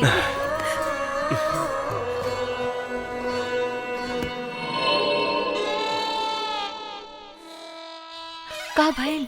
मामा ई नौकरानी हमरा भगिना के संगे लापटा लपटी कर दिया, मतलब रास लीला। अरे हाँ हाँ रहुआ चिंता ना करी, सब काम हो जाई। हाँ हाँ हाँ तहसीलदार से बात कर ले। ठीक बा ना कोनो चिंता की बात ना बा। का बात है? हाँ ठीक। अरे बतावा ना का बात है? अरे जीजा तनी अंदर तो चली। अच्छा भैया तू बाद में फोन करा। हाँ चला अंदर चला। के कमरा में। अच्छा आई आई आई। का बात है बाबूजी? पारो कहाँ बिया? हमरा का मालूम कहाँ बिया? हम बताओ तन कहाँ बिया। याद नहीं है।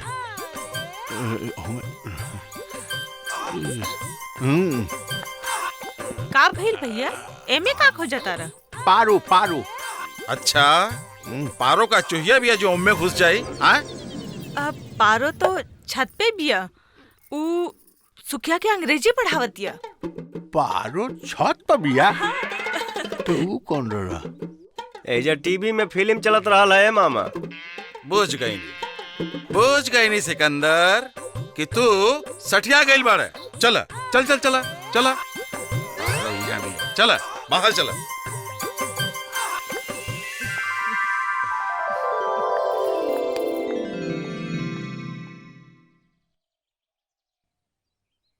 हे भगवान, बच गई ली।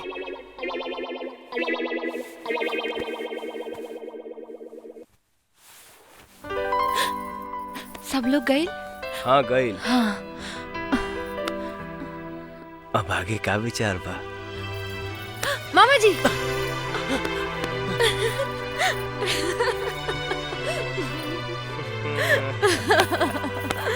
ला ला ला, I am a disco dancer, I am a disco dancer.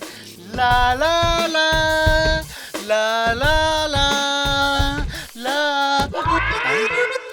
अरे ससुर के नाती, पारो एक दिन तोरा के पढ़ौलस का कि ते साला अंग्रेजी में गाना गावे लगले। तरौआ काहे दुखी होता नी? ए मामा, पारो हमार हवे। सपना मत देख साले, ओकर मरद अभी जिंदा बाटे। अरे उ ना आई। पारो हमरा के पढ़ाई लिखाई, फिर साहब बनाई, फिर हमनी के बियाह होई। साले ई साहेब बनी है, मुंह ना देखला साले। लंगूर के हूर ना शोभे, बुझला? कुकुर कहीं का। बूझ गई नी ए बुढ़ाऊ। लेकिन पारो हमरा के कब पढ़ाउलस?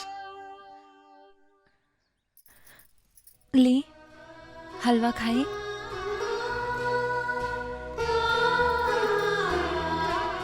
अपने हाथ से खियाओ ना।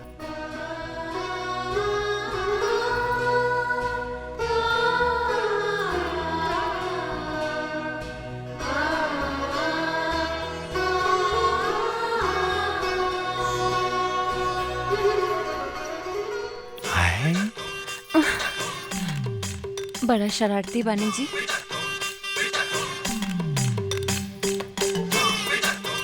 ई शरारत तोहरे चलते ना आइल बा हमरा में। रुक, आओ तनी।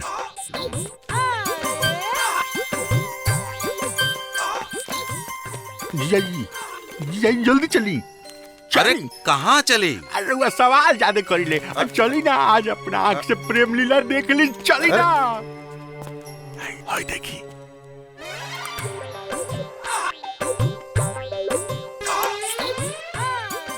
साले साहब,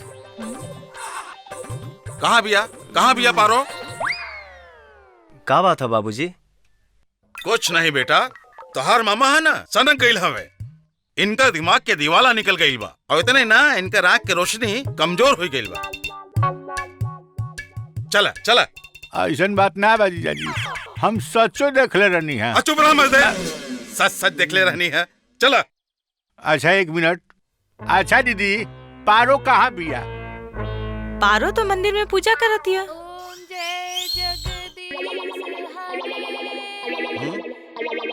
बोला? हाँ? चला चला चला, देख लिया ना। चला। भक्त जनों के संकट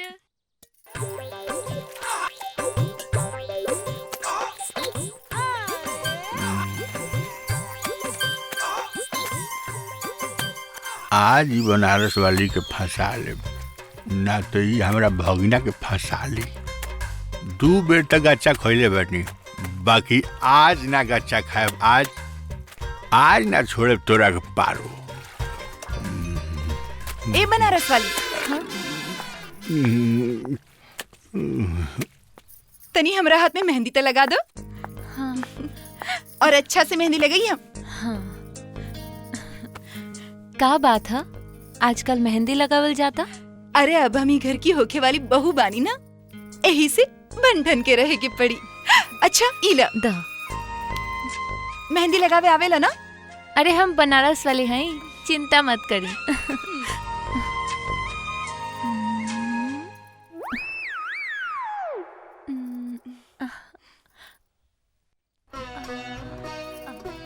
अब तुम आज भी ठीक हो गई नहीं। तू अपना घरे काहे ना गईलू? घर चल जाती तो हाथ में मेहंदी के लगाई। हाँ ये बात भी सही है। अच्छा एक बात बतावा, तोहरा के अपन मरद की याद ना आवेला? आवेला और बहुत सतावेला। सच कहत बाड़ू, मरद के ये कहाँ बुझाला। अब हमनी के ही देख ला, तोहरा साहब से रात दिन ब्याह के सपना देख रहल बानी। एक एक दिन एक एक जुग नियन बीत रहल बा, बाकी तोहरा साहब के कोनो फिकर ही नहीं खे। उनकरा के तो लागता हमरा के कोनो परवाह नहीं खे। दरअसल वो थोड़े शर्मिला बारे। तोहरा ही कैसे मालूम? ली हो गई। अच्छा अब तू अपन काम कर, हम जा रहल बानी।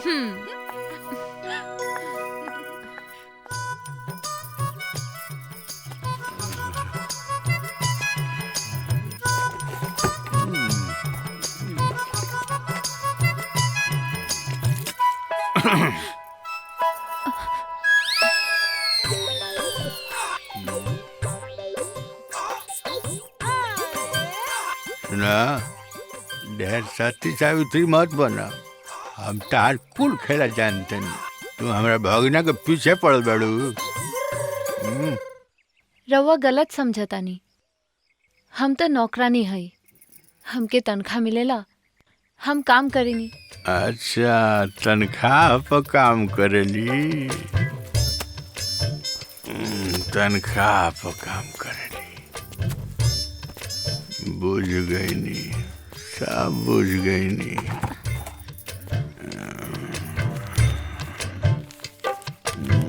सुना, हैला तनख्वाह, पैसा जितना मांगबू उतना देब। बाकी रात के 8 बजे पीछे वाला गन्ना के खेत में आवे के पड़ी। हैला 2000 बा, बाकी बाद में हनु हम 2 बेर सियार लेखा वाह वाह करब नु, तब बुझिया कि हम ही हई। ए हमार पारो रानी।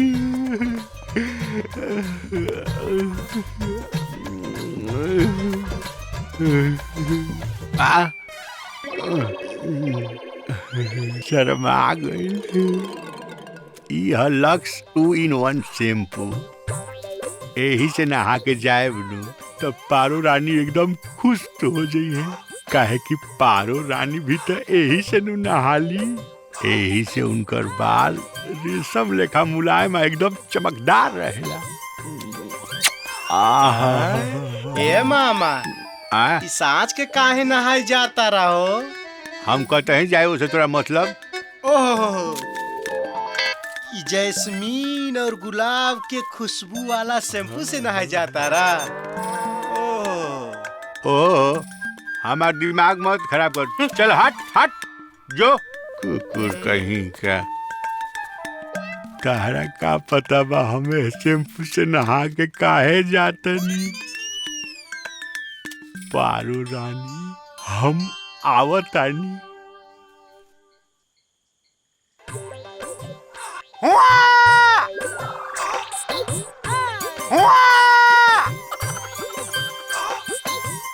अब पारो के मालूम हो जाई कि हम यहाँ बानी।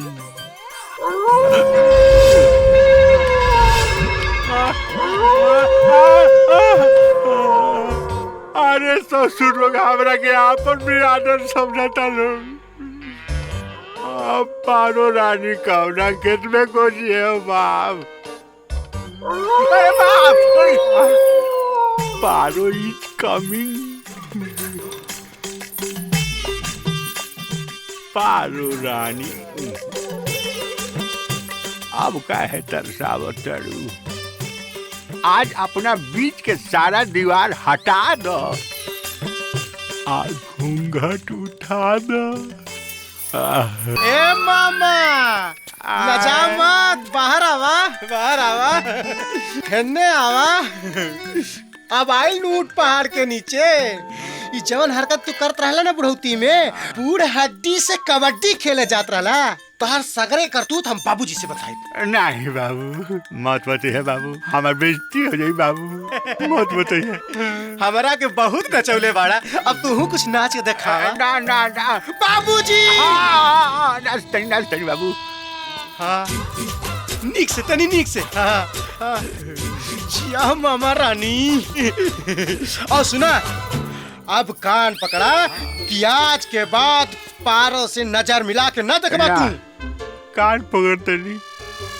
अरे बाबू खाली जीजा से मत कहे बाबू। नकाब, लेकिन ये गांव छोड़ के तू सवेरे सवेरे भाग जा। सवेरे सवेरे का बाबू, हम अब वहीं जा। चल जाए।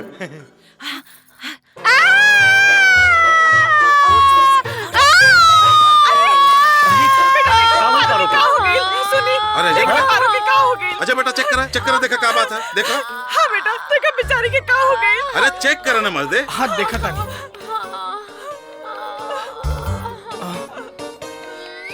मौसा जी लगातार सीरियस बीमारी बा, शहर ले जाए के पड़ी। सूरज तू पारो के लेके तुरंत शहर चल जा। ओई जे एगो डॉक्टर हमरे पहचान के बा, हम उनकरा से फोन पे बात कर ले, सीधे नर्सिंग होम में दिखा दिया।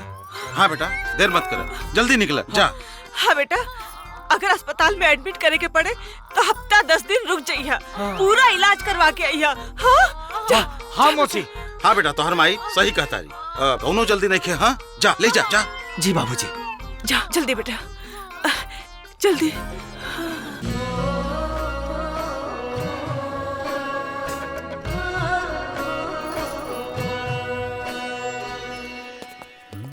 कार चलवा हट बेटा। और का चलता? ठीक बा। हाँ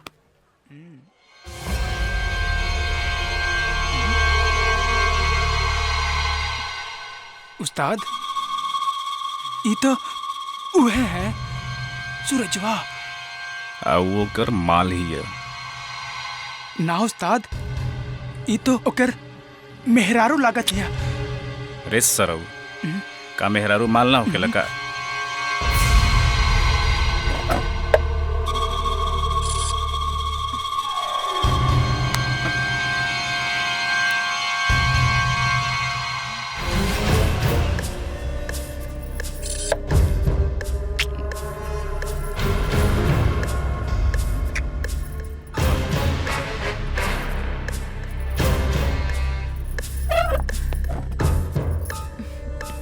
आवा।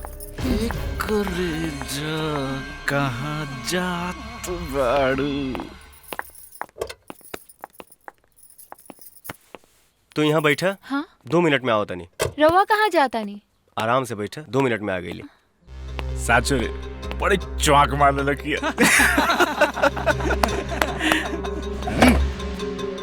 मोबाइल कहाँ बा? मोबाइल तो नहीं खे। इतना जल्दी मोबाइल तोहरे दीदी के चोली में चल गिल का? ए जबान संभाल के बात करा।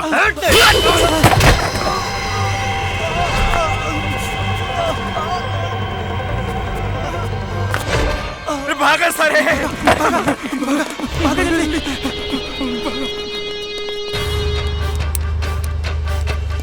भागा भागा, मैं तो मुँह दे। अरे भागा नहीं तो मुँह दे, भागा जल्दी।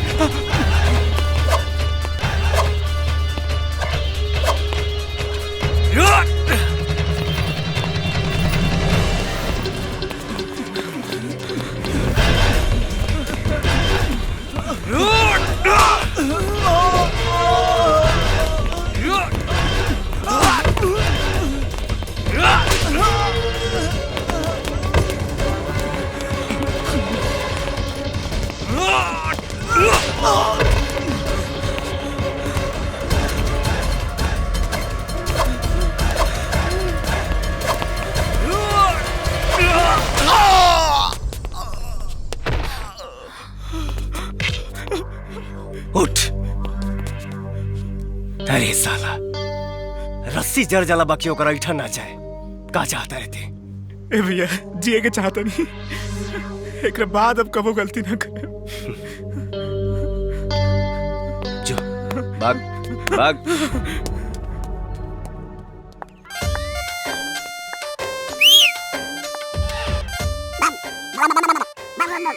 ए साला हम कहाँ सिटी मंडी अरे? उस्ताद समझत नहीं खा, बहुत बढ़िया मौका बा, तोहरा खातिर पटा देनी जा ब्याह कला। चुप कर साले, देखा ना चेयर तेरे रे, चल भागे जैसे। इतना टाइम खराब आ गइल बा हमार कि हिनानी से बियाह करी। ए नहीं से बियाह करी, कुछ दिन और ही जायदा, इनहु से ना पूछियन तोहरा के। चुप कर साले, कुछ भी बड़बड़ करते रहेला।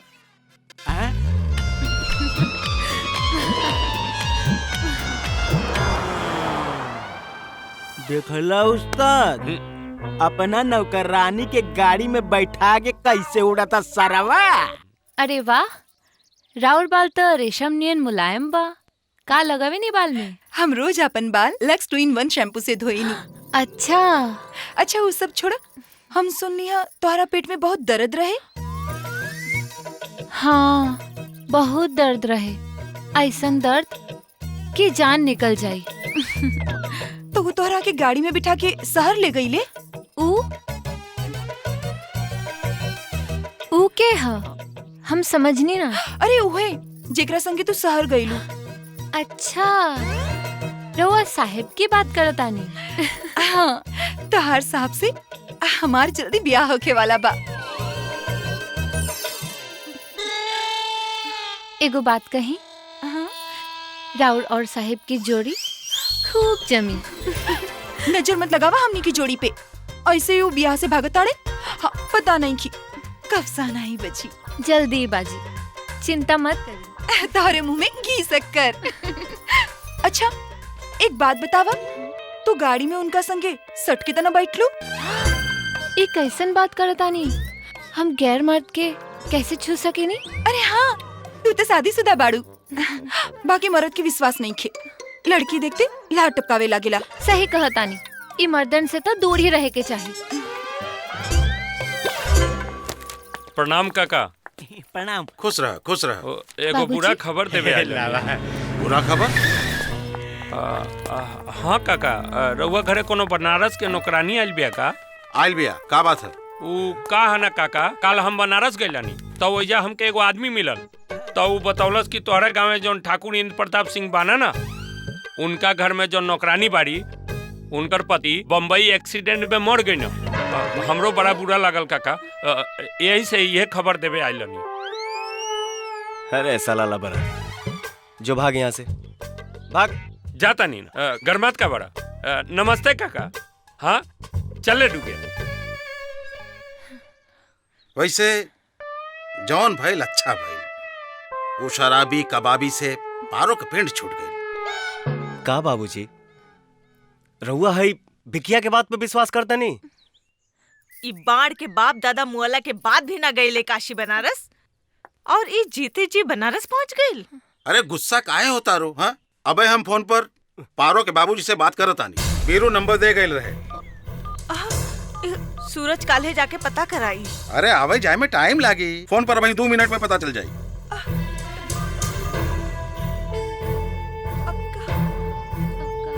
हेलो।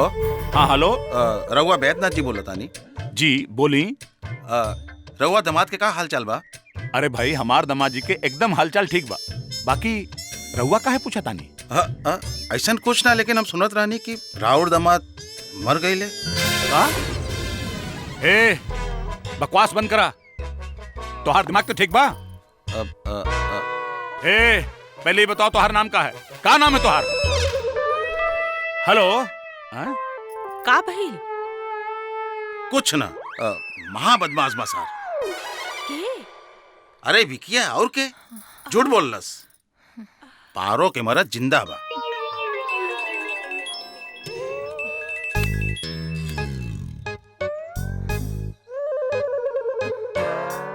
हेलो, सूरज बेटा। जी बाबूजी प्रणाम। हाँ हाँ, खुश रहा बेटा, खुश रहा। बेटा तू ठीक ठाक बाड़ा ना? जी बाबूजी, एकदम ठीक बानी। अरे बेटा, अब वहीं एगो फोन आयल रहे, पता ना कौन कौन बदमाश बोलत रहल, कहत रहल तोहर दामाद मर गई। ना बाबूजी, हम बिल्कुल ठीक बानी, रहुआ चिंता ना करी। महा बदतमीज रहल, ना वो पूछले तो फोनवा ही काट देलस, मूर्ख कहीं के। अरे ऐसा दुष्ट आदमी के तो मार मार के चमड़ी उधर देवे के चाहिए। फोन करके खामखा लोगन के परेशान करे ले। अच्छा बेटा, तू अपन ख्याल रखिया। जी बाबूजी प्रणाम। का भइल? पाहुन तो ठीक बानी नू? हाँ हाँ बिल्कुल ठीक बाड़न। अरे झूठ मूठ के फोन रहे, कोनो परेशान करत रहल। इतना दिन हो गईल हा बेटी के गईले। रउआ एक बार जाके बेटी के हाल चाल तो ले आई। हाँ जरूर। का बात हुए? हम ताके अपन दिल के दर्द बतावल चाहतनी। अभी चप्पल न खइले बात से दर्द शुरू हो गई। मजाक मत करा शीतल रानी। जब से तू ई गांव में आइल बड़ू ना, ई गांव के लोग चैन से सुतता। एगो हम ही जागतानी सिर्फ तोरे हाँ के इंतजार में। अच्छा? हाँ शीतल रानी, हम तोरा के बहुत चाहेनी। हमार प्यार स्वीकार कर लो, हमके आपन बना लो शीतल रानी। ए शीतल रानी, चला चला, आज देखा तनी तू कहाँ ले भागेलू।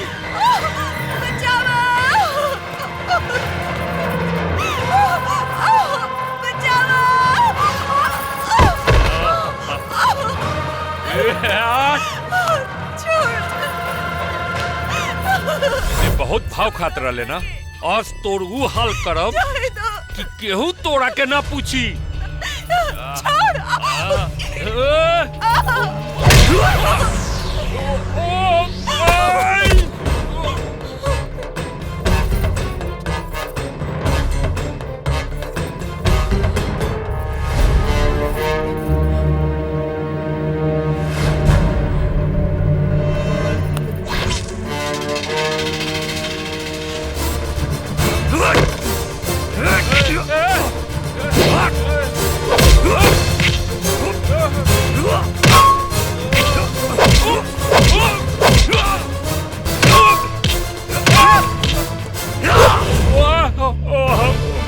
माफ कर।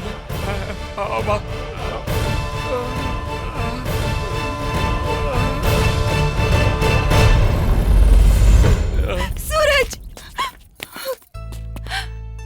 लाख लाख शुक्र हो आज रउआ नहीं थी तो न जाने का हो जाए। आज हमरा के पता चल गई कि रउआ हमरा से कितना प्यार करेनी।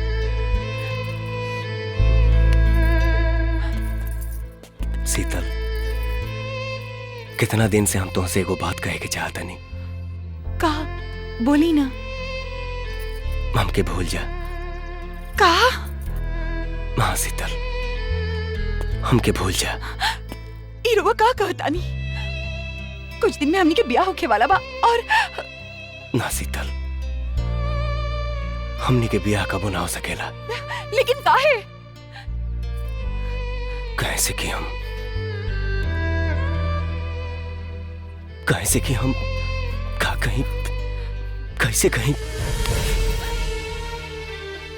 हमार ब्याह हो चुकल बा।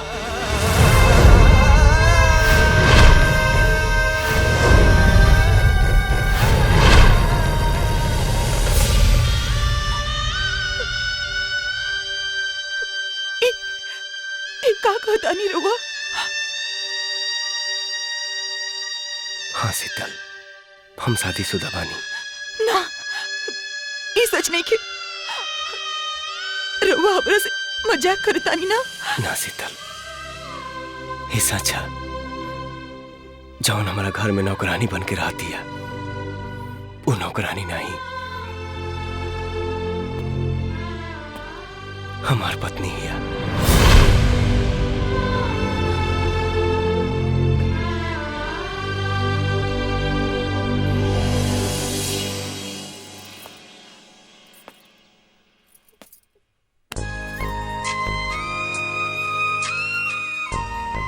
हम तो हर दिल तोड़ के ना चाहत रहनी है, लेकिन क्या करी, हालात ही कुछ ऐसा बनल की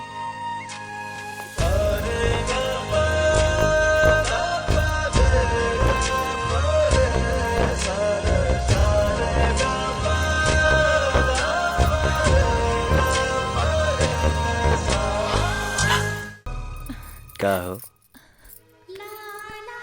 हम बहुत दिन से कुछ कहे के चाहता नहीं। कहा ना। शादीशुदा होके के बावजूद हमने के हमेशा छुप छुप के मिले के पड़ेला। हर बेर डर लागेला कि केहू देख ना ले। आखिर कब तक चलिए ऐसन? एक ना एक दिन बाबूजी के तो सब कुछ पता चलिए जाई। हाँ, बात तो तू ठीक है कहा तारू। बाबूजी के केहू और से पता चली, एह से पहले हमने के सब कुछ बता देवे के चाहिए।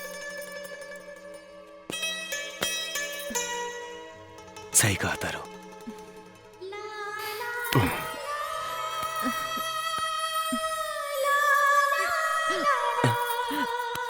पारुल, पारुल,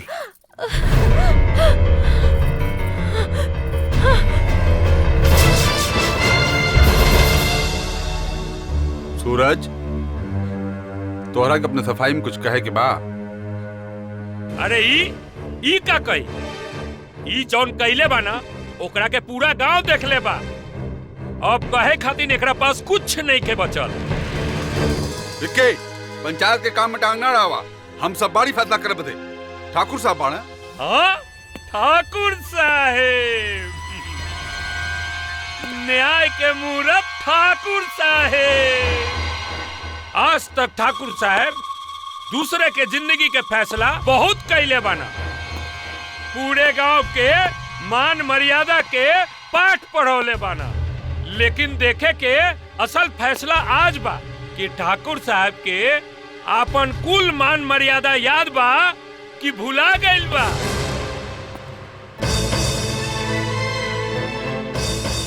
मर्यादा, न्याय, इस सब करा के लिए एक होला। मर्यादा कबहू अपन खून देख के ना बदलेला। ये पूरा गांव के हम सरपंच हई और ये पूरा गांव हमरा लिए एक परिवार की तरह है। और ये गांव के सरपंच होके के नाते हमारी फर्ज बा कि गांव के हर एक नागरिक के सही रास्ता बताई। और अगर केहू गलती करता तो के सजा भी दी। सूरज जवन कुछ कइले बा, अगर हम ओकरा बाप की नजर से देखी हमरा के दुख बा, लेकिन अगर हम सरपंच की नजर से देखी तो सूरज से हमके नफरत बा। शादीशुदा औरत के एक मर्यादा होला। अपने पति के अपने मांग में जब औरत सिंदूर सजावेली ना, तब पराये मर्द का स्पर्श ओकरे लिए महापाप होला। हवस में औरत सब कुछ भूल गई। बाबूजी, खबरदार जो हमरा के बाबूजी कह लेता। आज से तो हमरा खातिर मर गए। ई का खातानी रहुआ? गायत्री, चुप, एकदम चुप। अरे लेकिन अगर बात तो सुनी। हमरा कुछ सुने के जरूरत नहीं खेबा। जवान देखे सुने के रहे सब देख सुन ली। हम ठाकुर इंद्र प्रताप सिंह ये पूरे गांव के सरपंच होके के नाते ये फैसला सुनावतानी, ये दोनों इस समाज में ना रह सकेले। अरे रहुआ तनी बोले के मौका तो दी। गायत्री, एकरा पहले कि हम ये दोनों के गोली मार दी, कह दे यहाँ से चला जा। वाह ठाकुर साहब, वाह। बाबूजी, का न्याय के ले बानी। रहुआ के है? हमार नाव बैजनाथ सिंह हो। हम ई लड़की के बाप हैं। अच्छा भैल रहुआ यही जा आ गई। अपने आँखी से देख ले अपने लड़की का करतूत। हमारे घर में रह के, हमारे नमक खा के और हमारे बेटे के संगे अच्छा संबंध बनावले तो हल्ले की। बस ठाकुर साहब, बस। आखिर दुनिया में ऐसा कौन कानून बा जे पति पत्नी के रिश्ता के नाजायज करार दे? पति पत्नी? हाँ, पति पत्नी। जकरा चरित्र पर रहुआ अंगुली उठा रहल बानी, और बेटा सूरज के पत्नी हिया और बहू। ई का कहता नहीं रहुआ? हाँ मौसा, सूरज जवन दोस्त के ब्याह में गइल रहले, वहाँ हालात ऐसा बनल कि सूरज के पारुल से ब्याह करे के पड़ल। सूरज ब्याह तो कर ले, पर ई बात रहुआ से बताए में डरात रहले। ऐसे पारुल के घर के नौकरानी बना के ले आई ले। हम सोचत रहनी कि पारो धीरे धीरे राउर दिल जीत ली, तब हम रहुआ के सब सच बता दे। एकर मतलब ई बा कि सूरज के अपराध में तू सब लोग बराबर के दोषी बाड़े। दोषी? अरे रउआ के का पता जौना लड़का के रउआ दोषी कहता नहीं वो कितना महान बा। अपने माई बाप से बिना बतौले ब्याह करल कौन महान था?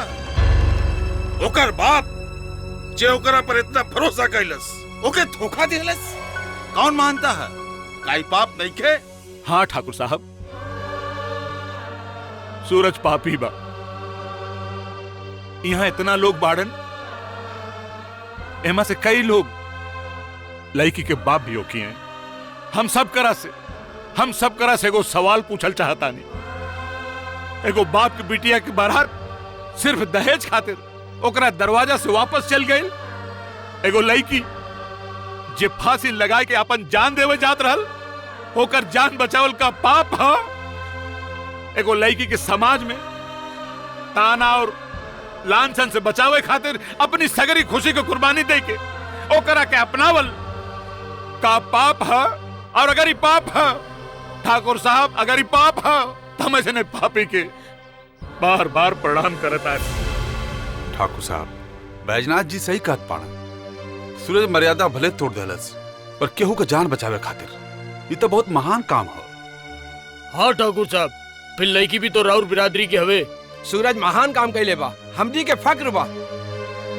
रउआ के घर में सूरज खातिर जगह नहीं खे, बाकी हमारे घर में और हमारे दिल में सूरज खातिर बहुत जगह। अब सूरज हमारे घरे में रही। चला बेटा, चला हमारे यहाँ रहा। चला बेटिया, चला यहाँ से चला। बैजनाथ जी, हम सारी जिंदगी मर्यादा की इज्जत देते रहे। हम मानत रहनी कि इंसान के ओकर मर्यादा ना भूले के चाहिए, लेकिन आज हम समझ गई नहीं कि अगर केहू के जान बचावे खातिर मर्यादा ताक पर रखे के पड़ी ना तो रख देवे के चाहिए। काहे की मर्यादा इंसान के खातिर बनल बा, इंसान मर्यादा के खातिर ना। हमार बेटा सूरज जवन कैले बा ना वो इंसानियत के सबसे बड़ा मिसाल है। बाबूजी, सूरज, बाबूजी। वाह ठाकुर साहब वाह। आखिर में अपन खून देख के पलटी मारिए दिहला ना। विक्की, ठाकुर साहब जो कहला है वो सही बा, हम सब उनसे सहमत बानी। तो हम लोग तो सहमत रहबे करबा। पंच परमेश्वर, यहाँ केकरा पिछवाड़ा में दम बा कि ठाकुर साहब के खिलाफ आवाज उठा सके? विक्किया, चिल्ला मत। अपना लड़का पर पड़ल तो चट से माफ करके गले लगा लिया ना। Happy family.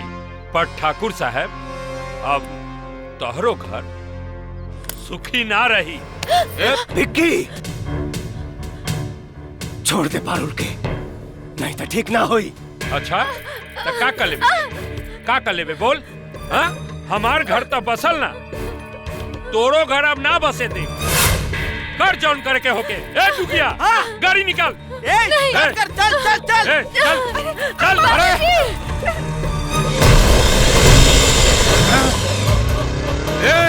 पकड़ो आगे।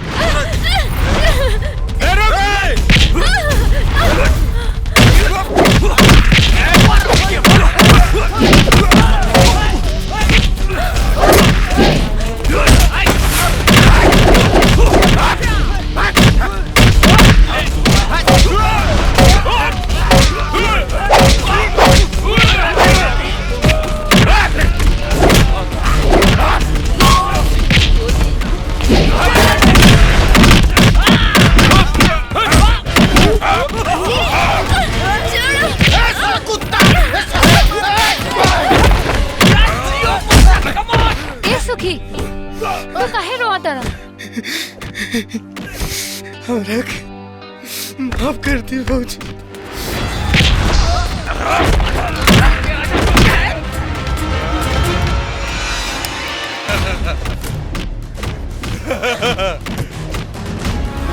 ए सूरज बाबू, मरने के खातिर तैयार हो जा।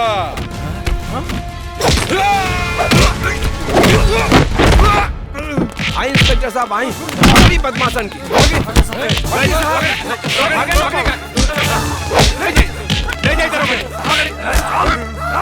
ले चली बेटा,